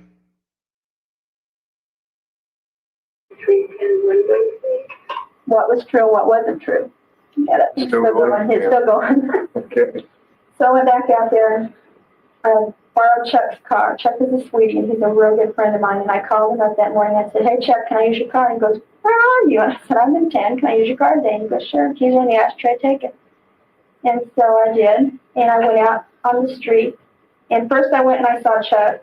And he gave me a big hug and a kiss and said, "Boy, I miss you, Diane. I wish you'd never left." And I said, "Yeah, me too sometimes." And So there's yet another man. She's a network of men that are ready to enable her at every turn. Um, ew. Yeah. Oh, you guys are so sweet. They all support her. Like the men seem to adore her, or that or trust her, but they all seem to accommodate all of her needs, while every woman she's ever met has been an obstruction in her way. She takes somebody's generosity as proof that she's valued. I saw Chuck and he gave me a big hug and a kiss. Boy, I miss you, Diane. Whoa! Good morning. Good morning, puppy dogs. Good morning. They had a hard day. They've been sleeping and recuperating from their fist fight. Teresa, we're all sending you healing thoughts. She's a woman who uses her wiles.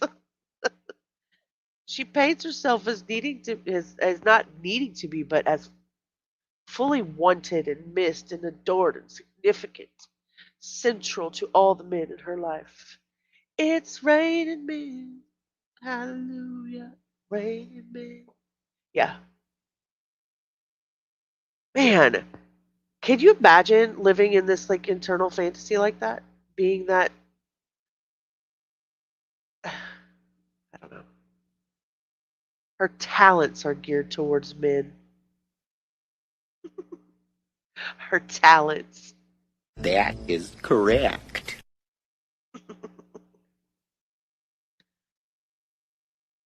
Male approval. It's her whole identity. Ugh. Then I went. Why did you leave, by the way? Okay. I left because my parents have been trying to get me to transfer up here for 2 years because of the grandkids. And I've been putting it off and putting it off because of Nick. Nick and I have been together for a year. For the first year, I was pregnant with a surrogate baby, and as I said, my parents, they don't really like it. And so I didn't want to bring it here and defame them in the community because they thought badly of it. And so I was, I stayed there for 2 years. They really only tried for the past year, I guess, getting me up there. But I was with Nick, and I didn't want to leave. Well, I could see Nick. He would come and be with me, and he wanted to be with me. And then the guilt would override him and his wife nagging and her perplexed questions on it. Bitch, her wife is not. Oh my. Hold on. Let me take this to get myself organized. Diane, let me tell you something. Hold on. Let me read the chat and then I'm going to tell you something. Because you are ridiculous.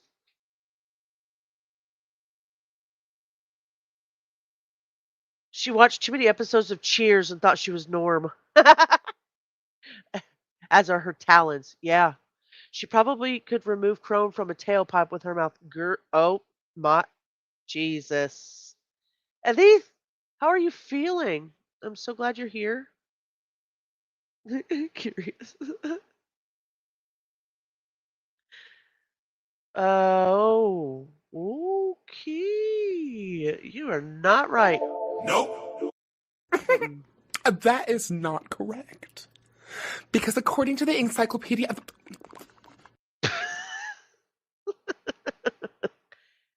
Bet that bunt cake she made for the guy sucked. Right? I agree. Edith in the grotto.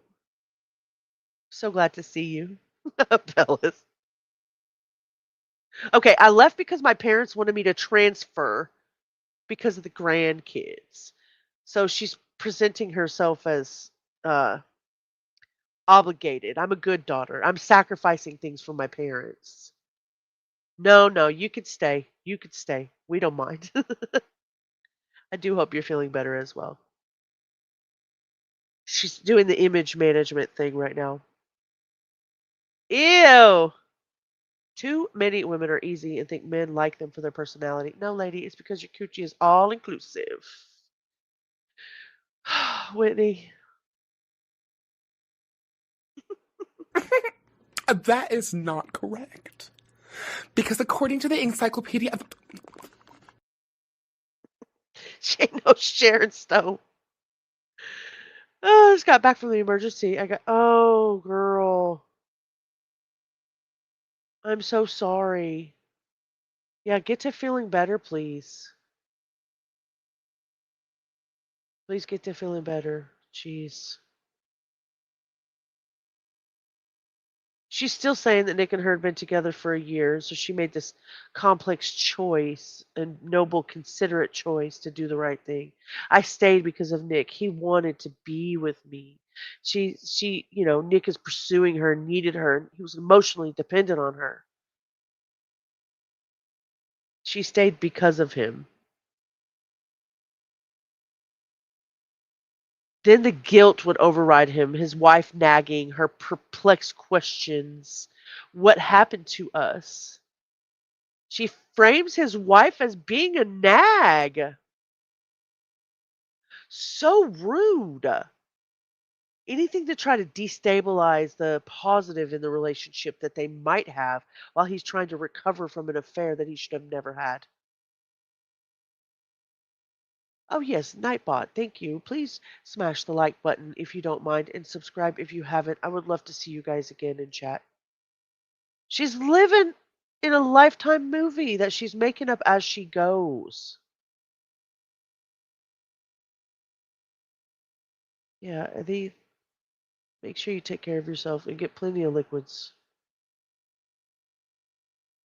He'd go back to her, then come tell me we couldn't keep the arrangement because you have no boundaries. He's trying to end the affair with you. He's trying to stabilize his marriage. Maybe he's remorseful that he freaking did what he did. Yeah, she's very lucky she didn't come after her. I mean, in all reality, we don't know what the plan was next.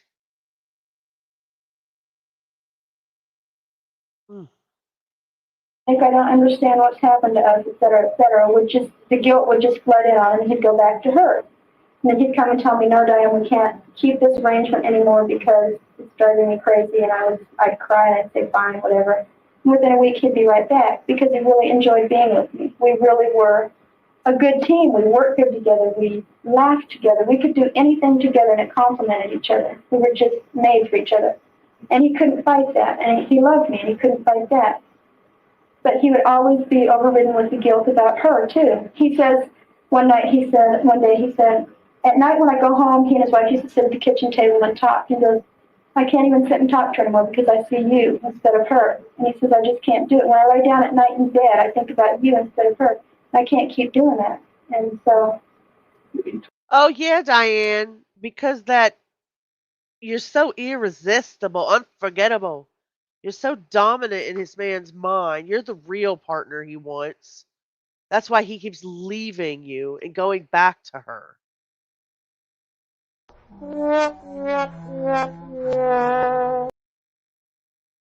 Told you this just. No, this was a long time ago. A long time ago. And that's why I say it's a pattern. He would stay with me. He'd want to be with me, but he would stay with her out of obligation. And she would say something ugly about me. She finally found out what was going on, and she'd say something ugly about me, and he'd jump right to it. That does make sense. That's why he said that. I don't understand where she's coming from. How in the world you were not even there? You're not in the middle of his living room while his wife is having this conversation with him. There's no freaking way that you know. If you're committing adultery with someone, that does not mean you're a team. Content, thank you. Thank you very much. That is correct. He'd want to be with me, but stay with her out of obligation.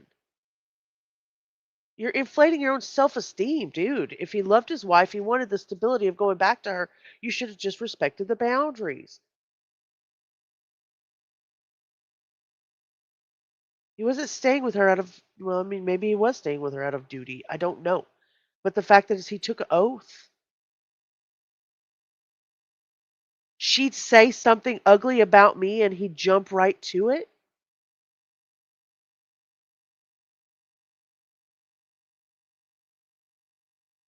I don't understand that. I have a great relationship with the Amazon delivery man, but I'm not out here stalking him. You know? I do not have a great relationship with our Amazon delivery man, and I don't want to talk about it. I don't want to get angry. He throws enough stuff for all of us. He throws my stuff. That's what it is. He almost broke my doggy Scooby snacks, and I almost cried. because those are my children.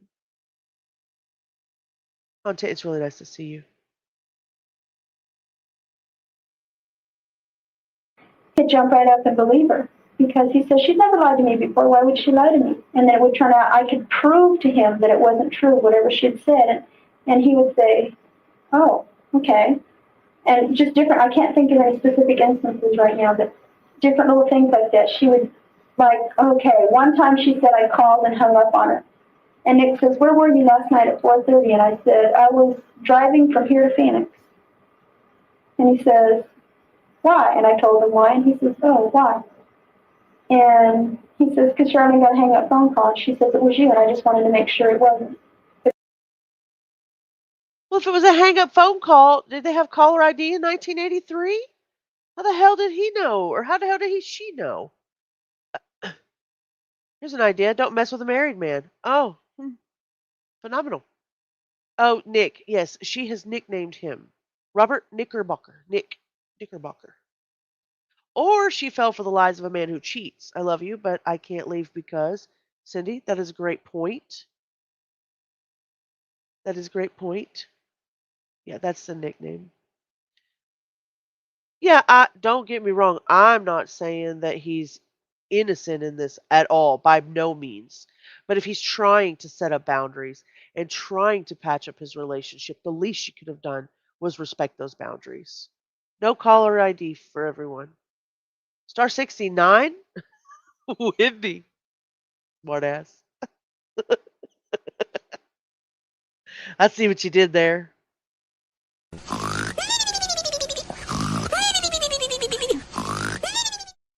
Is it that time?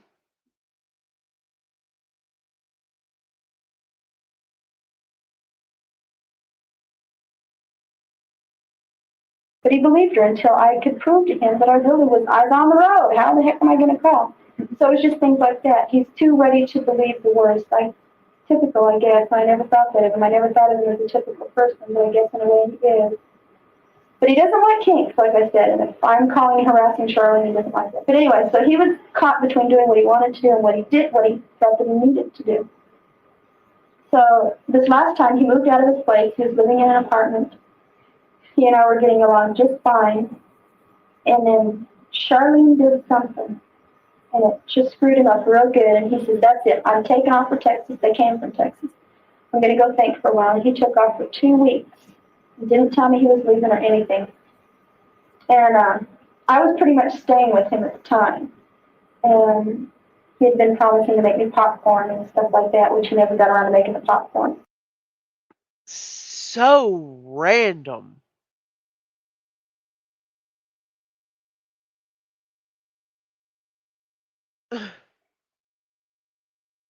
So they were in an apartment and they were getting along, and she was staying with him sometimes,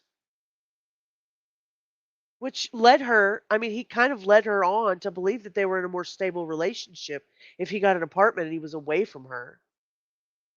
And so, whatever the villain wife did to disrupt their good moments had him taken off for Texas and going to think for a while.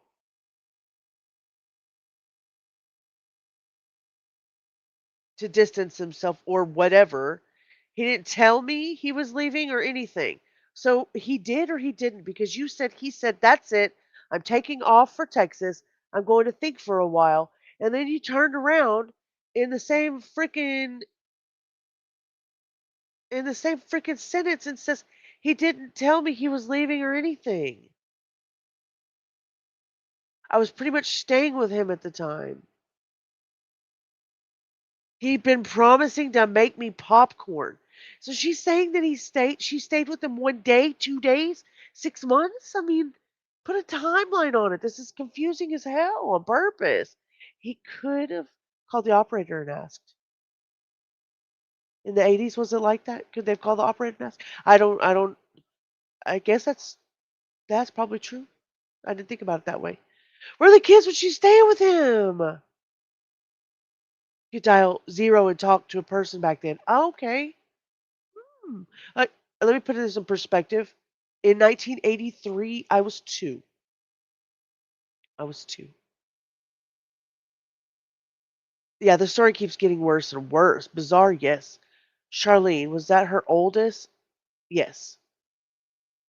Cheryl was her oldest. Cheryl. Cheryl was her oldest. I'm sorry. Cheryl was her oldest.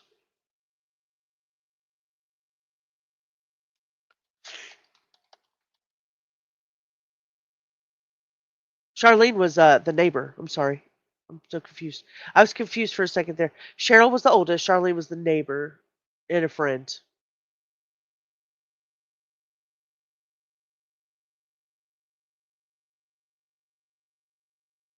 The friend that she called the everyday Diane.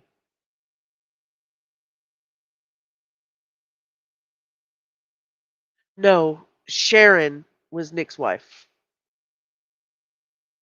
Charlene was the neighbor. Sharon was Nick's wife.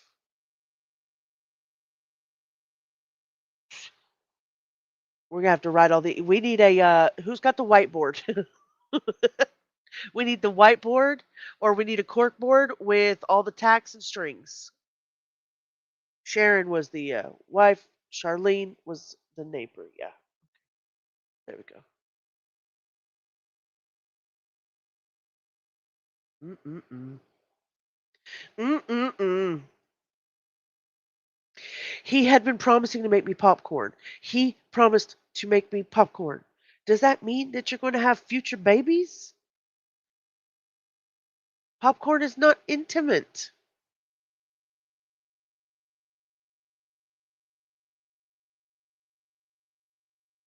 It's meant to be love because after he fights with her, he comes back and he sleeps with me. That's how I know he's the love of my life. You were also 2 in 1983? We was just babies. Yes, I think they may have been with their dad, but not positive. Who's got their murder board going? I know, right? We need these names. My goodness. James Anna. James Anna.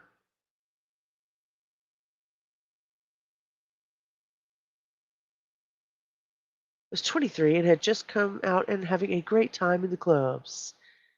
Abella's up in the club. It's your birthday. Shaking money maker. Pushing the dryer out the door.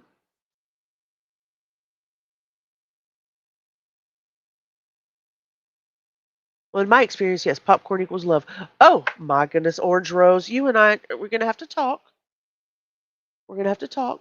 We are in our 40s now, my love. We do not equate popcorn with love. You were 15. You were 21. 15 and getting emancipated. You were 15 in the clubs. In 82, I had my first baby, and this case hit hard. Also, my name is Christy, so I felt a connection to Christy. Oh, that's beautiful. That is so beautiful. It's beautiful that you had a connection to the children even way back when.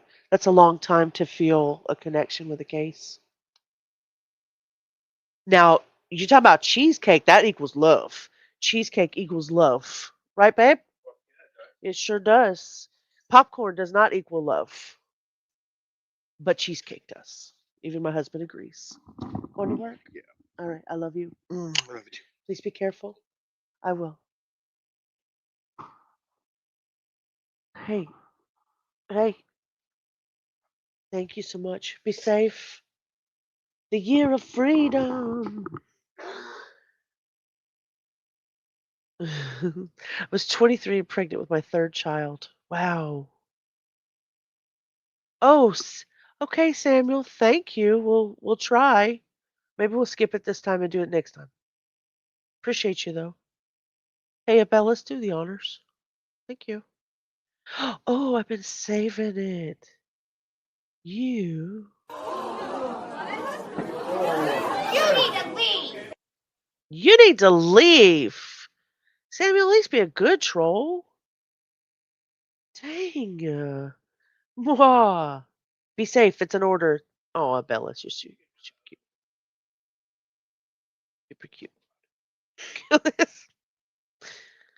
He's a maniac doing weird stuff. Anyway, so all right, let's keep going a little bit. Because I'd stay with my kids in the evening. After they would go to sleep and my sister would come home, I'd go on over to Nick's. So it was usually late in Okay, so there's our answer. The sister was there. The sister was there. But it was too late to make the popcorn. It was AKA too late to make the love. it was too late to make popcorn and sit and eat in the middle of the night. So anyway, he took off for Texas at this time. He was gone for 2 weeks, and during that 2 weeks, Eugene Oregon called and said, Samuel, are you all right? Are you okay? Are you good? You good, dude?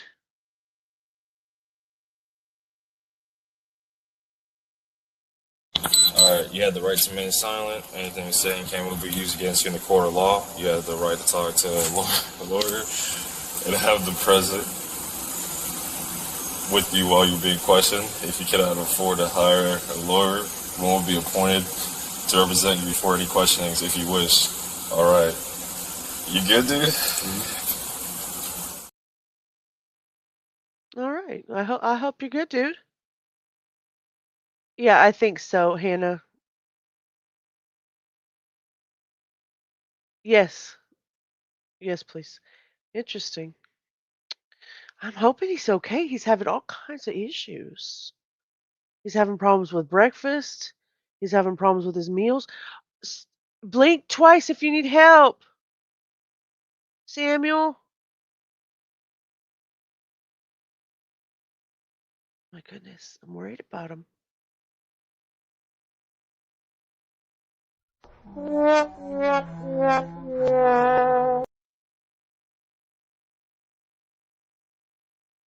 He did. He figured out I ate his Butterfinger. He figured it out all right. I think Hannah put Samuel in the corner. He was having issues. He wanted us to do awful things to his breakfast and the other meals and to his mouth. Apparently he's having some issues. So.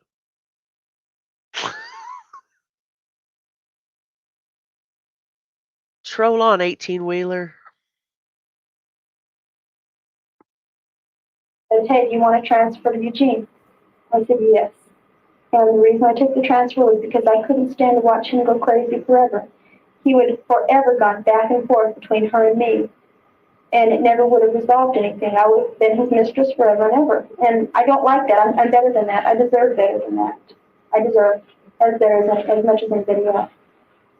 And so I couldn't stand there and watch that anymore because he'd get real bad headaches. It was just bad on him. And so when he came back, I was supposed to leave in about 2.5 weeks, and he came in 3 weeks. And he came back from his trip, and I said, "Nick, I'm leaving." I explained to him that I was leaving, and he said, "Okay, that's fine." He's hard-headed as can be, and I still love that about him, but he's bull-headed, stubborn, male pride, chauvinist, if you want to call it, but I still love him. And he says, "Fine, Diane, maybe it's best that way." And that isn't what I wanted to hear, but I expected it of him. And I said, "But I do want you to have..." You don't see him? Hold on, let me open my phone up. Oh, Samuel, where are you?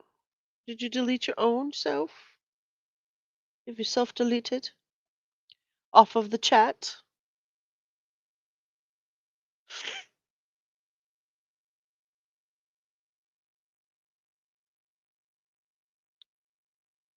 It happens.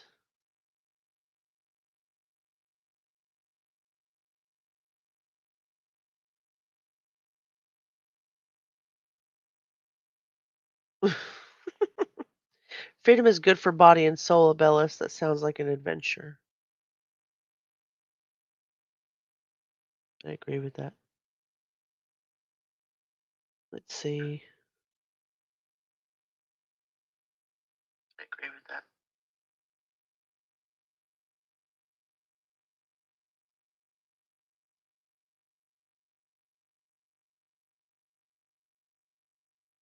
They might be there with you. All by myself. Don't wanna be.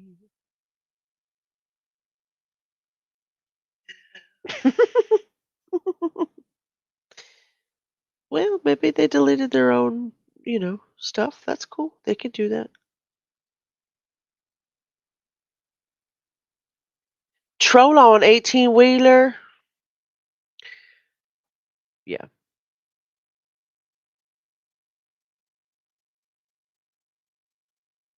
Samuel McCandless. We'll just do this. I got you. I got you. Don't be confused. I'm so sorry. I'm so sorry. Yeah, Samuel was just. We got a raid. Oh, where? What? From where?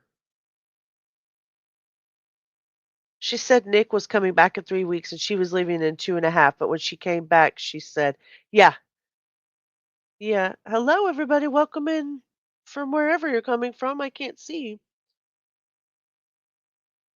that we're rated or botted. One of the two."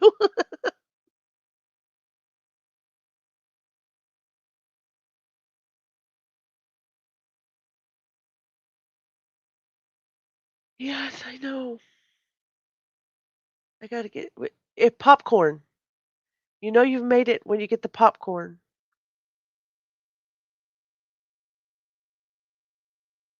Night House Media. I can't. Why can't I see it? Well, thank you. Let me see if I can find it. Dang it! I don't want to be rude.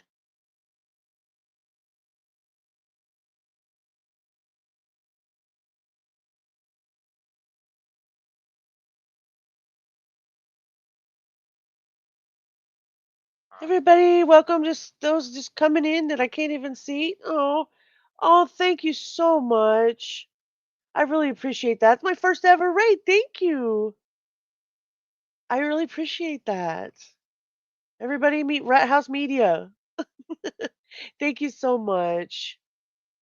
I really appreciate it. We're talking about Diane Downs. Do me a favor and drop Rat House Media in the chat if you would, Abellis. Thank you. Thank you so much. I really appreciate that. Hello, nice to meet you. Nice to meet you all. It's your sleep meds. Most of them have been dropped over into the to the vertical live. Chat rats. I love it. It's so nice to meet all of you. Thank you so much for hanging out with us. Chat rat raid. Some pictures that were taken of some professional. Did you see the pictures on my TV? Yes. The pictures of me. And the pictures of Nick. The pictures of Nick on the TV is the man. That's Nick. That's who that is. Yeah. We were one. Yeah. Of course, who else would it be? So anyway, I wanted him to have those pictures of me because I was going to be gone. And he. Thank you so much. I'm so honored. Thank you. Hello, everybody coming in. Thank you so much. I really appreciate that. Carolina 4th. All these names are messed up in here. It's very rude of YouTube to do that to us, but thank you. Thank you so much. You guys are great. Did you drop that channel, Hannah? I cannot wait to go sub up. Thank you so much. There's the channel right there. Make sure you guys go sub up. You've been sub. You've been sub for a while. I need to make sure I'm going to do the same. Let me make sure I did the same. Yeah, some of you are in the vertical live. If you're in the vertical live, and you might be able to hit the pinned link up there and get back to the regular chat. Thank you so much. You guys are amazing. Let me make sure I go sub up here. Here we go. Go to your channel. So broadcast, what do we broadcast? Our pirate signal and hack into the matrix. Amazing. That sounds like a whole bunch of fun. What was your live over tonight? From Mississippi, it's Saturday night. That's amazing. What were you doing it over? I love the little rats. Crazy-eyed cheese. That's amazing. Oh, you were on for 2 hours and 40 minutes too. Yeah, it's been a long Saturday. I love it. I'm gonna go check out your content. I will make sure that we look around and see what's good over there in your community. Thank you so much. We appreciate you.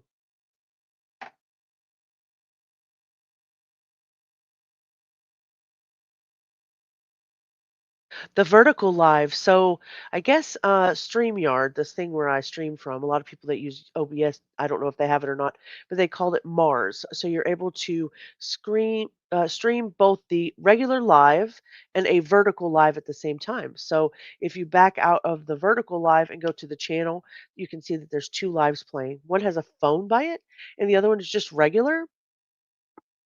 And so, yeah, you have a regular live and a vertical live. And so it has a different background and everything over there. Our wizard, our guardian of firelight is over there with a smaller picture and it's purple. And then the regular logo is in the regular live. A name here, yes. Yeah.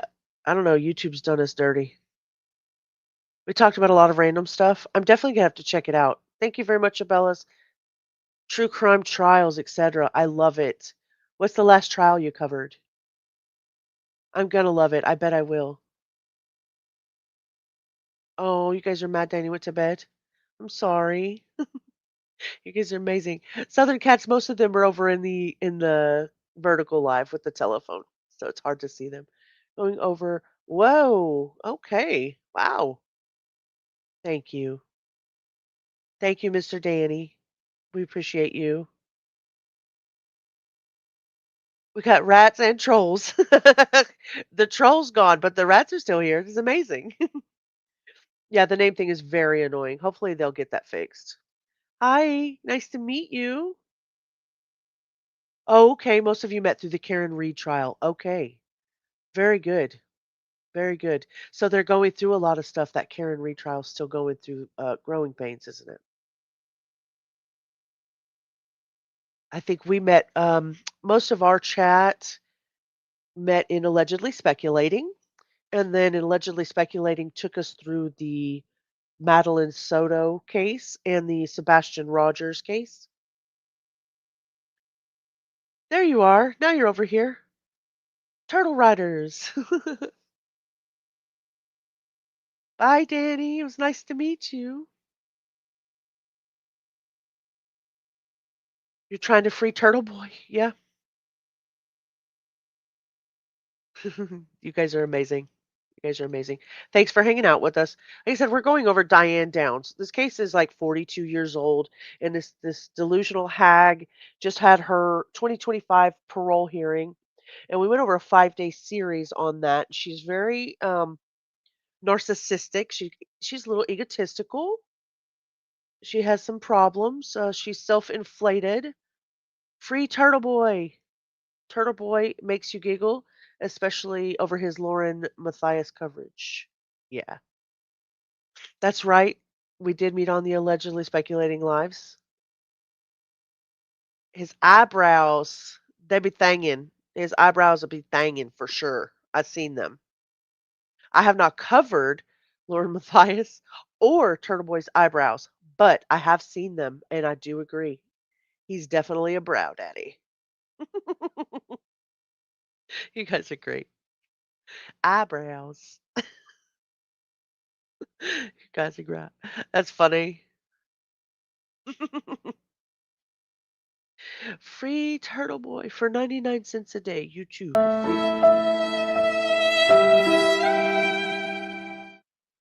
Get free Turtle Boy.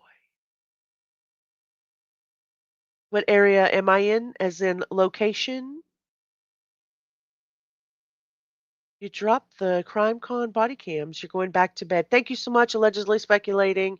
If you would do me a favor, Hannah, just drop Allegedly's link so that anybody who wants to go see the Crime Con body cams from Lauren Matthias and Christina, feel free.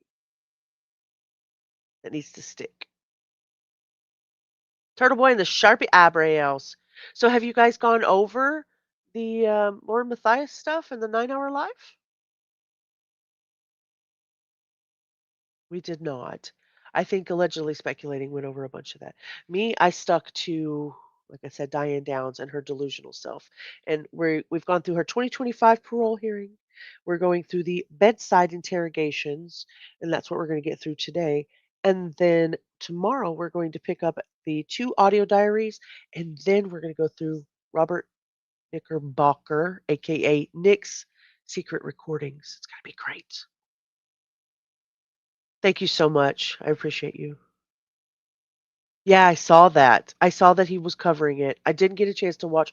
A lot of the Krama channels this week have taken off into space, and so they were originally talking about Lauren, and then they were gone. They were doing stuff. They were doing stuff. But I will definitely go back and check out Turtle Boy's coverage, especially since you guys are trying to free him. Is he in YouTube jail? Thank you so much for being so supportive, Southern Cats. All right, let's get back to it before we run out of time. I've kept you guys here for a long time. These 2 different lives are so weird. Why did YouTube do that? I think to bring in additional people, if I'm being honest with you. I think they're trying to give it the vertical live goes into a different algorithm than the regular live. So I think they're just trying to get it out for smaller creators. Well, I mean, even bigger creators, it just kind of gets you out into a different algorithm. I've on several channels, and Turtle Boy covered it too with his drawn on Sharpie eyebrows. So hard to focus when he does that. Yeah. Yes. Lauren, true crime needs help. Oh, yeah. Yeah. I can't say it like I'm supposed to, but if Law and Crime was to put out her pain, they applied for it. I mean, you have a fundraiser tomorrow? Turtle Boy fundraiser tomorrow. Okay. Perfect. Yeah, one is live in the shorts and like the vertical, like up and down as opposed to the side by side. So yeah. You can see on the news this week, some floor guy was walking down the road and a speeding car clipped a turtle that was trying to cross, and that man got hit in the head by that turtle. No way, Whitney. You're lying to me. What in crime? Imagine just going out for a walk for your health and you get hit in the head by a turtle. They typically are, Cheryl. It's a you can go live from your phone and it's in vertical, right? So I think what they've done is they've given creators who use a different system to stream from the option to do it from PC as well or tablet, etc. So you can do both a live in a regular setting and a vertical setting as well at the same time. Because of somebody's vehicular incompetence, why did the turtle try to cross the road, Whitney? Answer the question. Made it through 2 hours and 30 minutes of Lauren's live. She didn't get to the point, wouldn't name the stalker. My BS meter rose quickly, and my gut said, bullshit. Were they killed or just hit in the head, Whitney? There's a huge difference. Oh, we need to catch up. I do. All surrounding bullshit, witness intimidation, and really the First Amendment. Once you go down the Turtle Boy Bunny trail, uh-oh. You made it through 2 hours. That woman content is very surprised at you. Yeah, that's why it looked like that, Norma. So if you're in the vertical live that looks funny, you you go and click on the channel itself. There's a pinned link in there, but some say it's not working. You go to the channel itself and hit the live, and you can see there's 2 different lives going. One has a little phone by it, and then one has the regular live, and you just click on the regular live, and you can get over here. It's all fun and games till you get a turtle off the melon. You guys are amazing. Okay, let's go back to this gaslighter. Gaslighter, denier, doing anything to get your ass farther. He saves pictures of, he's not a split person. If he loves somebody, he loves them, and that's it. It's never, he doesn't just sleep with anybody. And so I wanted him to have pictures because Well, he did you, Diane. He doesn't just sleep with anybody, ladies and gentlemen. Doesn't sleep with just anybody. he had pictures of every girl that he'd ever really been close to, and so I gave him the pictures. And he took them and he said, okay, fine. Then the next day after work, he said, Diane, I want you to come over to the apartment for a while. And I said, why? He goes, because I want you to take some rain gear. It rains a lot in Oregon, and I had no rain gear. I was from Arizona. I'd only been a carrier for 2 years, and he was from Texas, where it rains a lot. Does it rain a lot, Marty? Yeah. I'm finding out that it does just a little bit more than Arizona, but it's a nice rain. It really is. So he says, I want you to come get some rain gear. I don't need it here in Arizona, and you just come and get it and take it with you. And I said, okay, fine. So I went to his apartment, and he ended up teasing me, and I said, Nick, please don't tease me. So we ended up going around. And then I looked at him later and I said, why did you do that? And he goes, because I was teasing and it wasn't fair. So we ended up fooling around. And then the next day, it was the next day. After work, he was just fine. He was just the same old Nick. We were still buddies at work, still real close, but there was no real intimacy. We were just, but that's what I really loved about us. We didn't have to ever really fool around. There was just an intimate closeness that a lot of people never have. And I'll never forget that. And I'll never regret the fact that I had a relationship with him because of that. He made me feel special no matter what. So anyway, there was still that closeness between us, and he couldn't take it away and he couldn't deny it. And that night, it was on a Wednesday, he called me out about 9 o'clock and he goes, Diane, you still want that popcorn? I went, yeah, well. This is, who the fuck is Turtle Boy? Oh, she has something. You can call it daddy issues if that's what you want to call it, but he has something. So, what the heck is going on? Sorry, my phone's going off because it's more important than what's going on around here, isn't it? Hush up now. Back to sleep.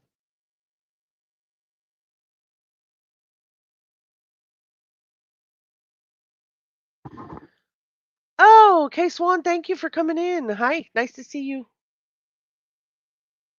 Rat House Media's community came to see us, so we were kind of just chatting it out. I'm so glad you made it in. Definitely has issues. Definitely has issues. We'll have to look into Turtle Boy whenever we get off of these Diane Downs streets. I haven't done much looking around, and we'll have to go and check out Rat House Media's community. Looking forward to it. Thank you guys so much for the raid. I am really appreciative. Thank you so much. How are you? And he says, I'm at the apartment. Come on over. Well, up until then, he'd been back at Charlene's house. So I went over there and I was sitting on the bed. It was just a one-room apartment type thing. I was sitting on the bed. And he was walking around straightening stuff up and dusting because he hadn't been back there since he had gone to her house. He was super clean. I mean, the man irons his Levi's.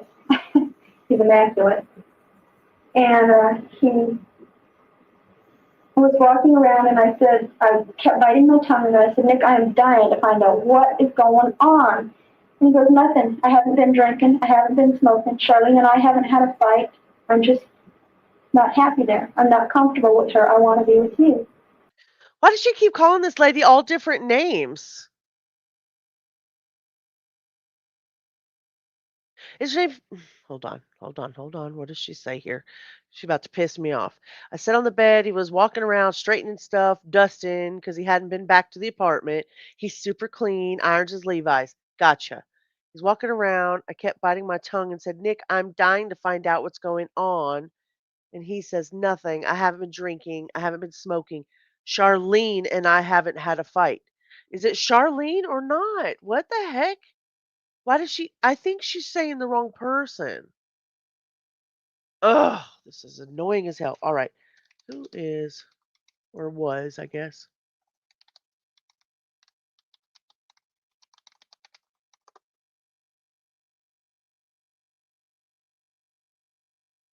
Carol, who passed away before, married to Audrey, married to Lois. What? This guy, how many wives did he have?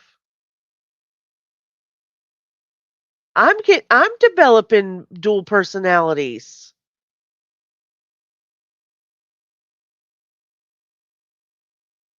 Oh, during his affair with Diane Downs. Let's see. It is Charlene. Dang. What the heck is with all this? Listen, Elizabeth Diane Downs keeps giving us all of these different phantom characters and things going in and out of her life. It is so hard to keep up with who's who. So Charlene is the wife of Nick. Somebody asked me earlier, and I think I said Sharon. I lied and everything. It's rude. So who the heck is Sharon?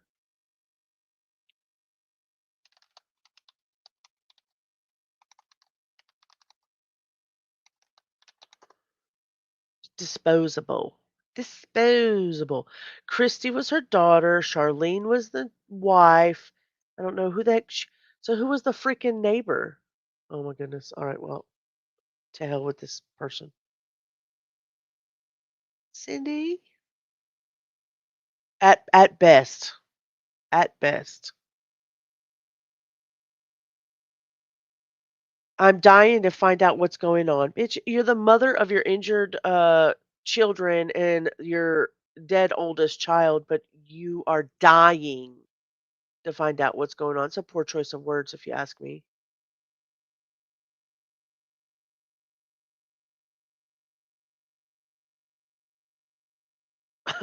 Auto not correct. Yep. Yep. And I said, fine. And so from that point on, he said, I want you to move in with me and stay here, at least till you have to leave. And I said, okay. And then as the 2.5 weeks progressed, I fly, and I was taking flying lessons at the time, and I soloed before I left. And I was doing all kinds of stuff. He was doing all kinds of stuff. He went out flying with me one time, and he got to pilot the plane, and we just had so much fun. We'd go out with our friends and have our farewell parties and stuff. And it was so good. We were so happy. Once I was cooking supper, and he started big old tears got in his eyes. And I went over and I kneeled down and I said, what's the matter? And he says, it just makes me so sad when I think of you leaving. I mean, there's so many promises that were made, so many dreams that were planned. And he says, I want you to ask the postmaster to let you stay. And I said, okay. And he had this gold chain that he's been married twice. That's another reason he hesitates to get divorced again, because he's already been divorced once, and he's afraid they're trying her out, you know. He worries about it, because he is a person that likes to be cared for the rest of his life. And I guess Charlene had convinced him that I was unstable. And yeah, it all makes sense. God, poor Charlene says I did this. That makes me even more unstable, and it really wouldn't trust me. Anyway, all this comes together as I talk. I'm sorry, things in my mind come out. So, okay, so he had this chain that he got from his first wife. She bought it for him, and she was a real bitch. And he got real mad at her one time and ripped it off and threw it at her, because she would always throw it up and say, well, look what I did for you. I bought. This has nothing to do with her children. This is fucking nothing to do with her children. Charlene says I did this. That makes me even more unstable. What does it have to do with anything? Things in my mind come out so fast. Yeah, okay. Your fantasy narrations. Getting rid of evidence of her being there.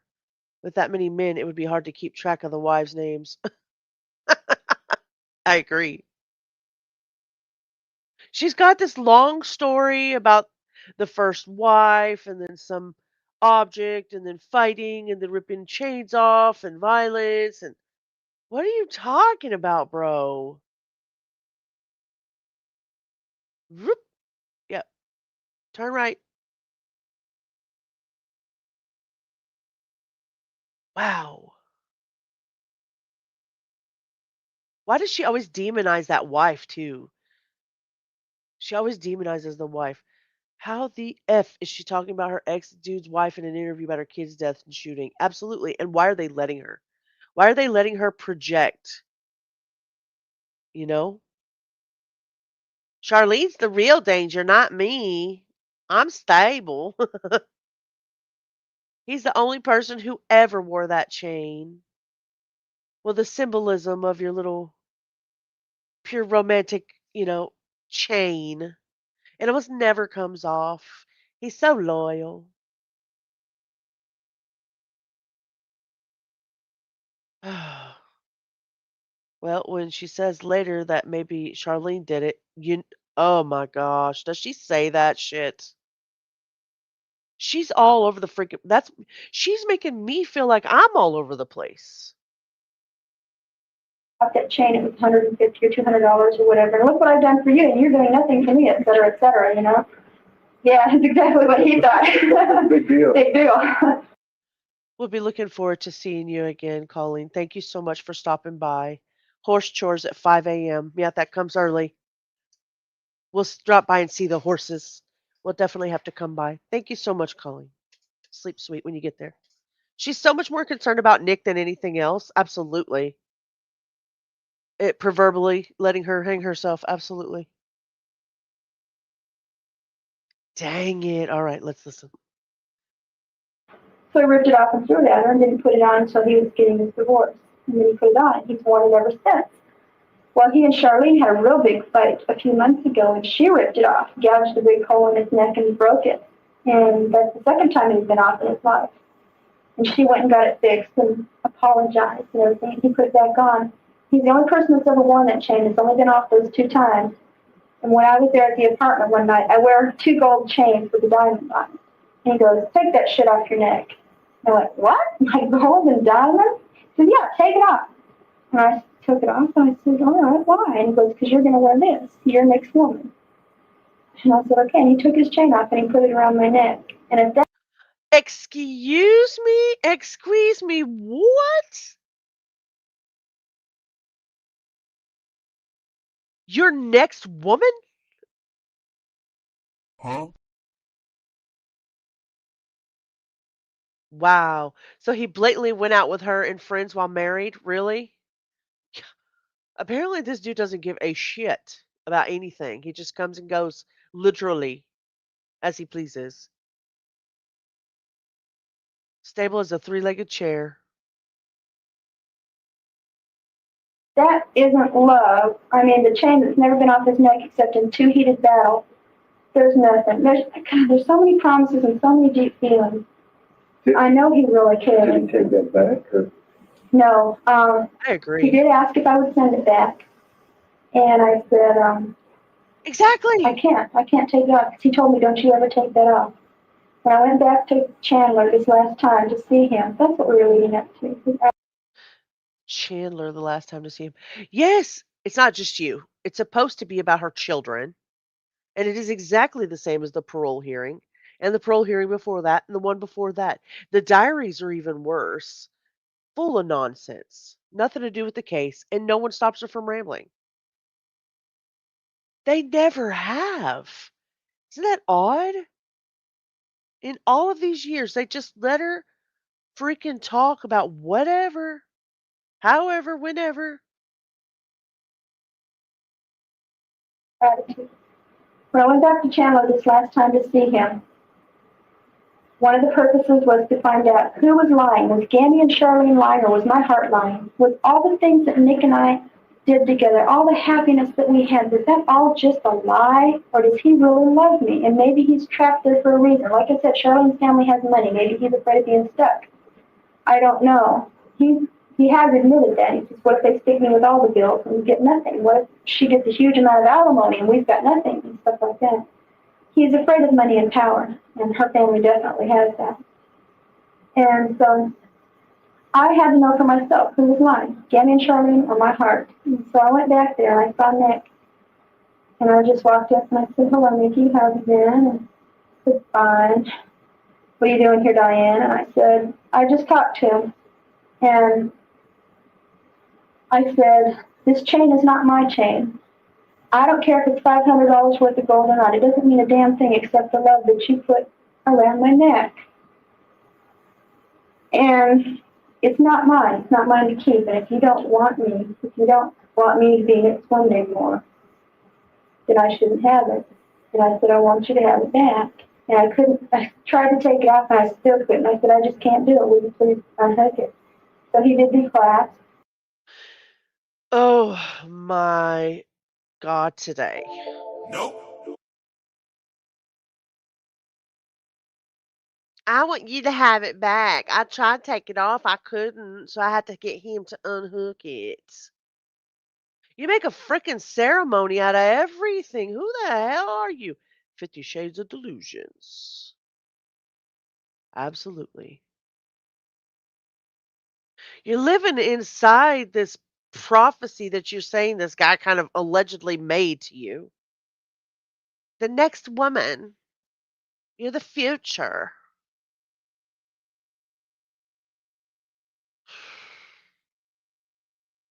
She doesn't see herself as the person who's having an affair with a married man. Now, if it's true, if like the slime ball says you're the next wife, she sees herself as the future. He did that to her, if that's true. She's trying to make a soap opera finale. Antonio, ¿por qué? Fall on the couch. Theatrical much? Mm-mm-mm. Mm-mm-mm. Mm-mm-mm. And then I took it out of his hand and I said, I'm going to do the same thing to you that you did to me. I took it out of his hand, I put it around his neck, and I said, you wear this because I love you. And we talked, and he wrote to me. He's only written to me once when I first got here before Charlene started lying. Yeah. He wrote me a neat letter. He says, what we had was so special. We never even had to fool around. There was just something between us that was so good, and I can't wait till I'm there and we can do it again. Something along the lines. But he was saying how special everything was. And I said, with that letter, you can't tell me you don't love me, Nick. He goes, no, I can't. But it can't be, Diane. You're over there and I'm over here. You freaking writing the shit as she goes. Well, no. Probably not. I shouldn't say allegedly. I said maybe. I don't know. I got to think of a better name, right? Or a better thing to say. It can only be the way it was before or not at all.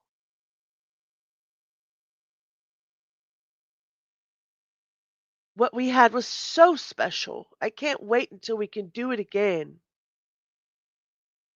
Even if that letter existed, he's not promising her anything. You have no. Show the receipts, Diane. Because every fucking time we see you, you talk about how we don't have the transcripts, we don't have anything, we don't know shit about shit. Show the freaking receipts, Diane. All in your freaking head, bro. Who are you? Why is she interrogating these these people? You can't tell me you don't love me. It's like watching a movie. I bet they're like got their both hands just gripped onto the table and they're leaning forward at her every word during her emotional interrogation. There's no conversation there. These guys haven't said 10 words since they started. You can't tell me you don't love me. Nick says, no, I can't. He loves me. This confirms everything. It can only be the way it was before or not at all. Don't tell me to move back if you don't mean it. That's all I needed. That he loved me. Is this Sarah Boone's mom?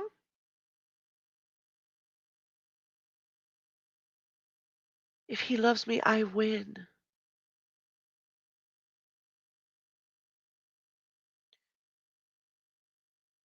She doesn't want a possession. She just wants somebody to love her. Crescendo. I'm not controlling, I'm loving. It has nothing to do with your fucking kids. Gaslighter, Denier, doing anything to get your ass farther. Because the only way we could be back together is if it was the way it was before. And no, he said, no, I said, you're my very best friend. And he goes, no, it can't be. And I said, why? And he said, it can either be the way it was before or not at all. And I said, don't use a slip of the tongue. Don't tell me I can move back to Arizona and everything will be like it was before if you don't mean it. And then he caught himself and he looked at me and said, no, it can't. Don't come back to Arizona. So it was all I needed to know was that he loved me. I don't want to possess him. I love sharing my life with him, and there were so many promises that were made, but I don't want to possess him. All I wanted to know is that he loved me and that our love wasn't a hoax. He wasn't just playing me on, because that would just devastate me, because he's the only man I've ever truly respected 100% and never doubted once. And that would just kill me if he did. And he Stop using those words, first off, Diane. That would just kill me. He's the only man I've ever respected 100%. So she's like meshing her identity of him with the pedestal that she's placing him on. Morally, he's better than anybody. Emotionally, psychologically, he's the center of what makes her worth anything. He's the only thing she has that grounds her, that makes her worth a damn. He didn't ever ask you for that power, first off. He didn't ask you to put him on a pedestal. Ridiculous.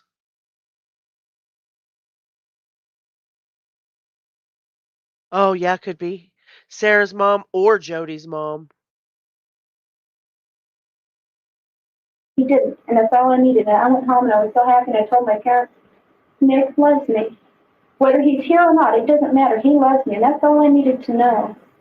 And my mom says, you really shouldn't worry about it. Nick is a smart man. They really like him. And my mom said, Nick is a smart man. For all you know, he's getting a divorce right now, and he's making your name finally look good for the first time. And that's What? So her mother's reinforcing her freaking delusions? Maybe he's divorcing right now. Don't give this shit validation as a mother. Good night. Thank you so much for coming over. I really appreciate you. We'll definitely hang out in your chat soon. I really appreciate it. If that letter existed, she would have been waving it like a flag in its frame. Amen. Amen. I know that's right.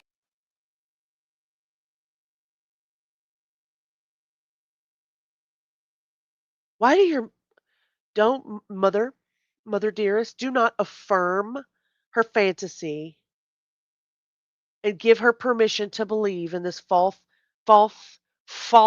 truth.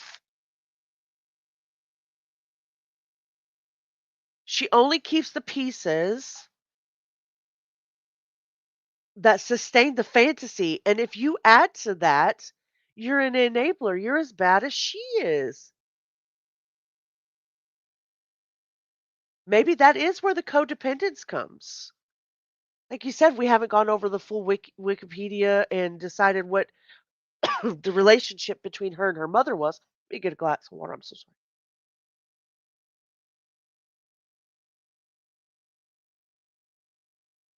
I am so sorry. Excuse me.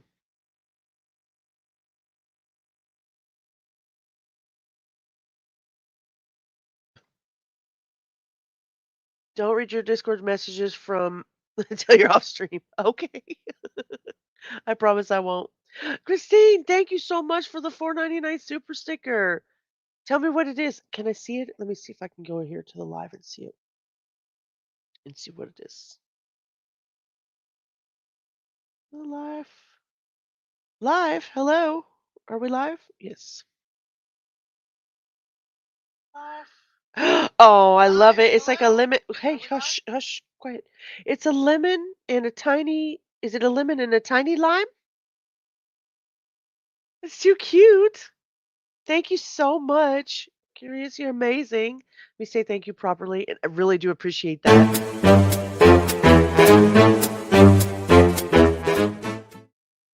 For that, I'm going to send you a pizza.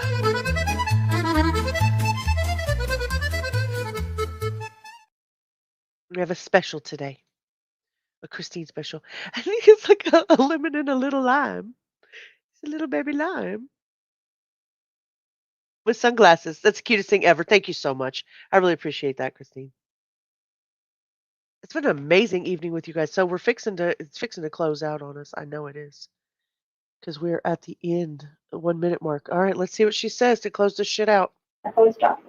Everybody said the reason he and Charlene weren't getting along was because of me. Well, it just so happens he and Charlene weren't getting along for 2 years before he even met me. Had nothing to do with me. You can't ruin a good marriage. And so my mom says, just play it cool and let it go. And now it's this. It'll never happen. Never. So far, so good. Yeah, it's still going, but we've just about run out here. Told you I was deep. I'm sorry. I think we ought to take a break. Take a little break. I've got to walk down the hall, and you probably might like to do the same thing. We'll leave you here for a while. See, the time is 15:25 hours. Turn this thing off. Are you afraid now? Wow. So we made it through that. Stepped through something that was very hard to dissect this time. It was very hard to dissect this one because the words that she spoke in the hospital interrogations have no emotional aspect behind them for the children. I'm very upset about that. I'm very upset about that. All I want for Christmas is my 2 front teeth. This is the cutest thing ever. Abellis, by the grace of the divine, Jody didn't unalive her children, her kids, and they were rescued before they perished. Jeez, I didn't even know Jody had children.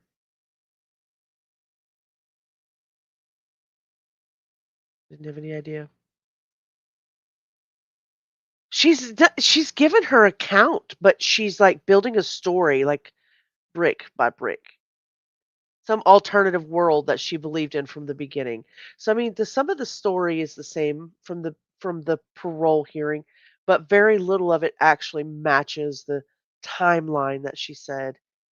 You know, the very first one that we heard had a lot more to do with them actually questioning her about her children. I thought that that was a good interrogation. But this second one was her 100% concentrated on Nick, concentrated on the chaos of the kinks that this man had, and reframing her love obsession with him. It's crazy. We saw what her priorities are, right? Not her children, not the lives of her children, not the gravity of what she did, not the detectives that are sitting beside her. Her whole emotional center was Nick. So, how are we to believe that she was not of the mindset that if I get rid of these obstacles, AKA my children, that she would be able to be with him forever? And then the second obstacle in that was Nick's wife. And the popcorn is most important because it symbolizes love for her. Yeah, absolutely verbal diarrhea. The interrogations are supposed to be like, for us these days, 40 years later, it's supposed to be like a case study. I'm more confused now than I was when we finished the parole hearing. The first day I felt like I knew what I was talking about, but today I feel like we're going to have to go through her diaries, her secret diaries, not so secret diaries, and then go through the secret recordings with Knickerbocker, with Nick, so we can move forward. So I can start pulling these little threads out because I don't know what's going on in this little fantasy. Jody lost her kids years ago. Thankfully, she didn't unalive Ruby's kids. Oh, you're talking about Hildebrandt. I'm sorry. I thought you guys were talking about Jody Arias. Yeah, Jody Hildebrandt. I'm sorry. Yeah, I was confused. I should mind my business. You're going to hit the hay. Thanks for everything and spending time. Stay on the good side of life. See you next time. Christine, thank you so much. We're about to head out as well. Just mulling over the last of it. Thank you so much. He left her so she thought by getting rid of the children he would come running back to her. But I'm sure she knew that the wife was an obstacle too. So really, what was her sinister plan? Because I'm thinking she at least had to think of ways to get rid of the wife. She couldn't just leave Charlene in the picture. I really appreciate you, Content. Thank you guys so much for hanging out with me. Thank you very much. I really appreciate you guys walking this through with me. I'm going to take a breath, pick up on the next interrogation. Actually, we're going to pick up on the audio diaries. That's what we're going to pick up on. So on our way out, I'm going to listen to our song, take a deep breath, and then end it out for the day. And I cannot wait to see you guys tomorrow so we can finish talking about this. Oh, sorry. No, you're right. It was probably Arias. My bad. So Jodi Arias had children too? Did she really?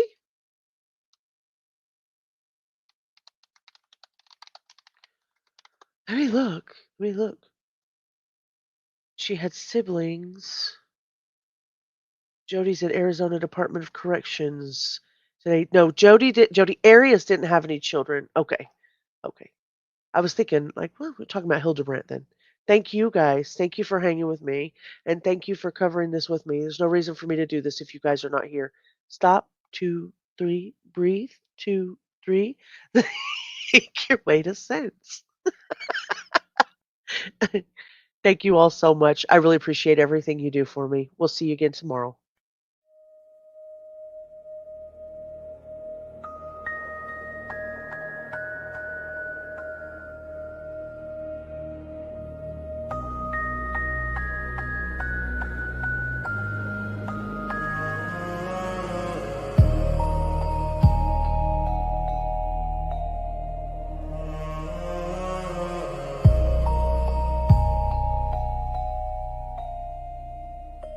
We found the flame in the silence when the world forgot our names.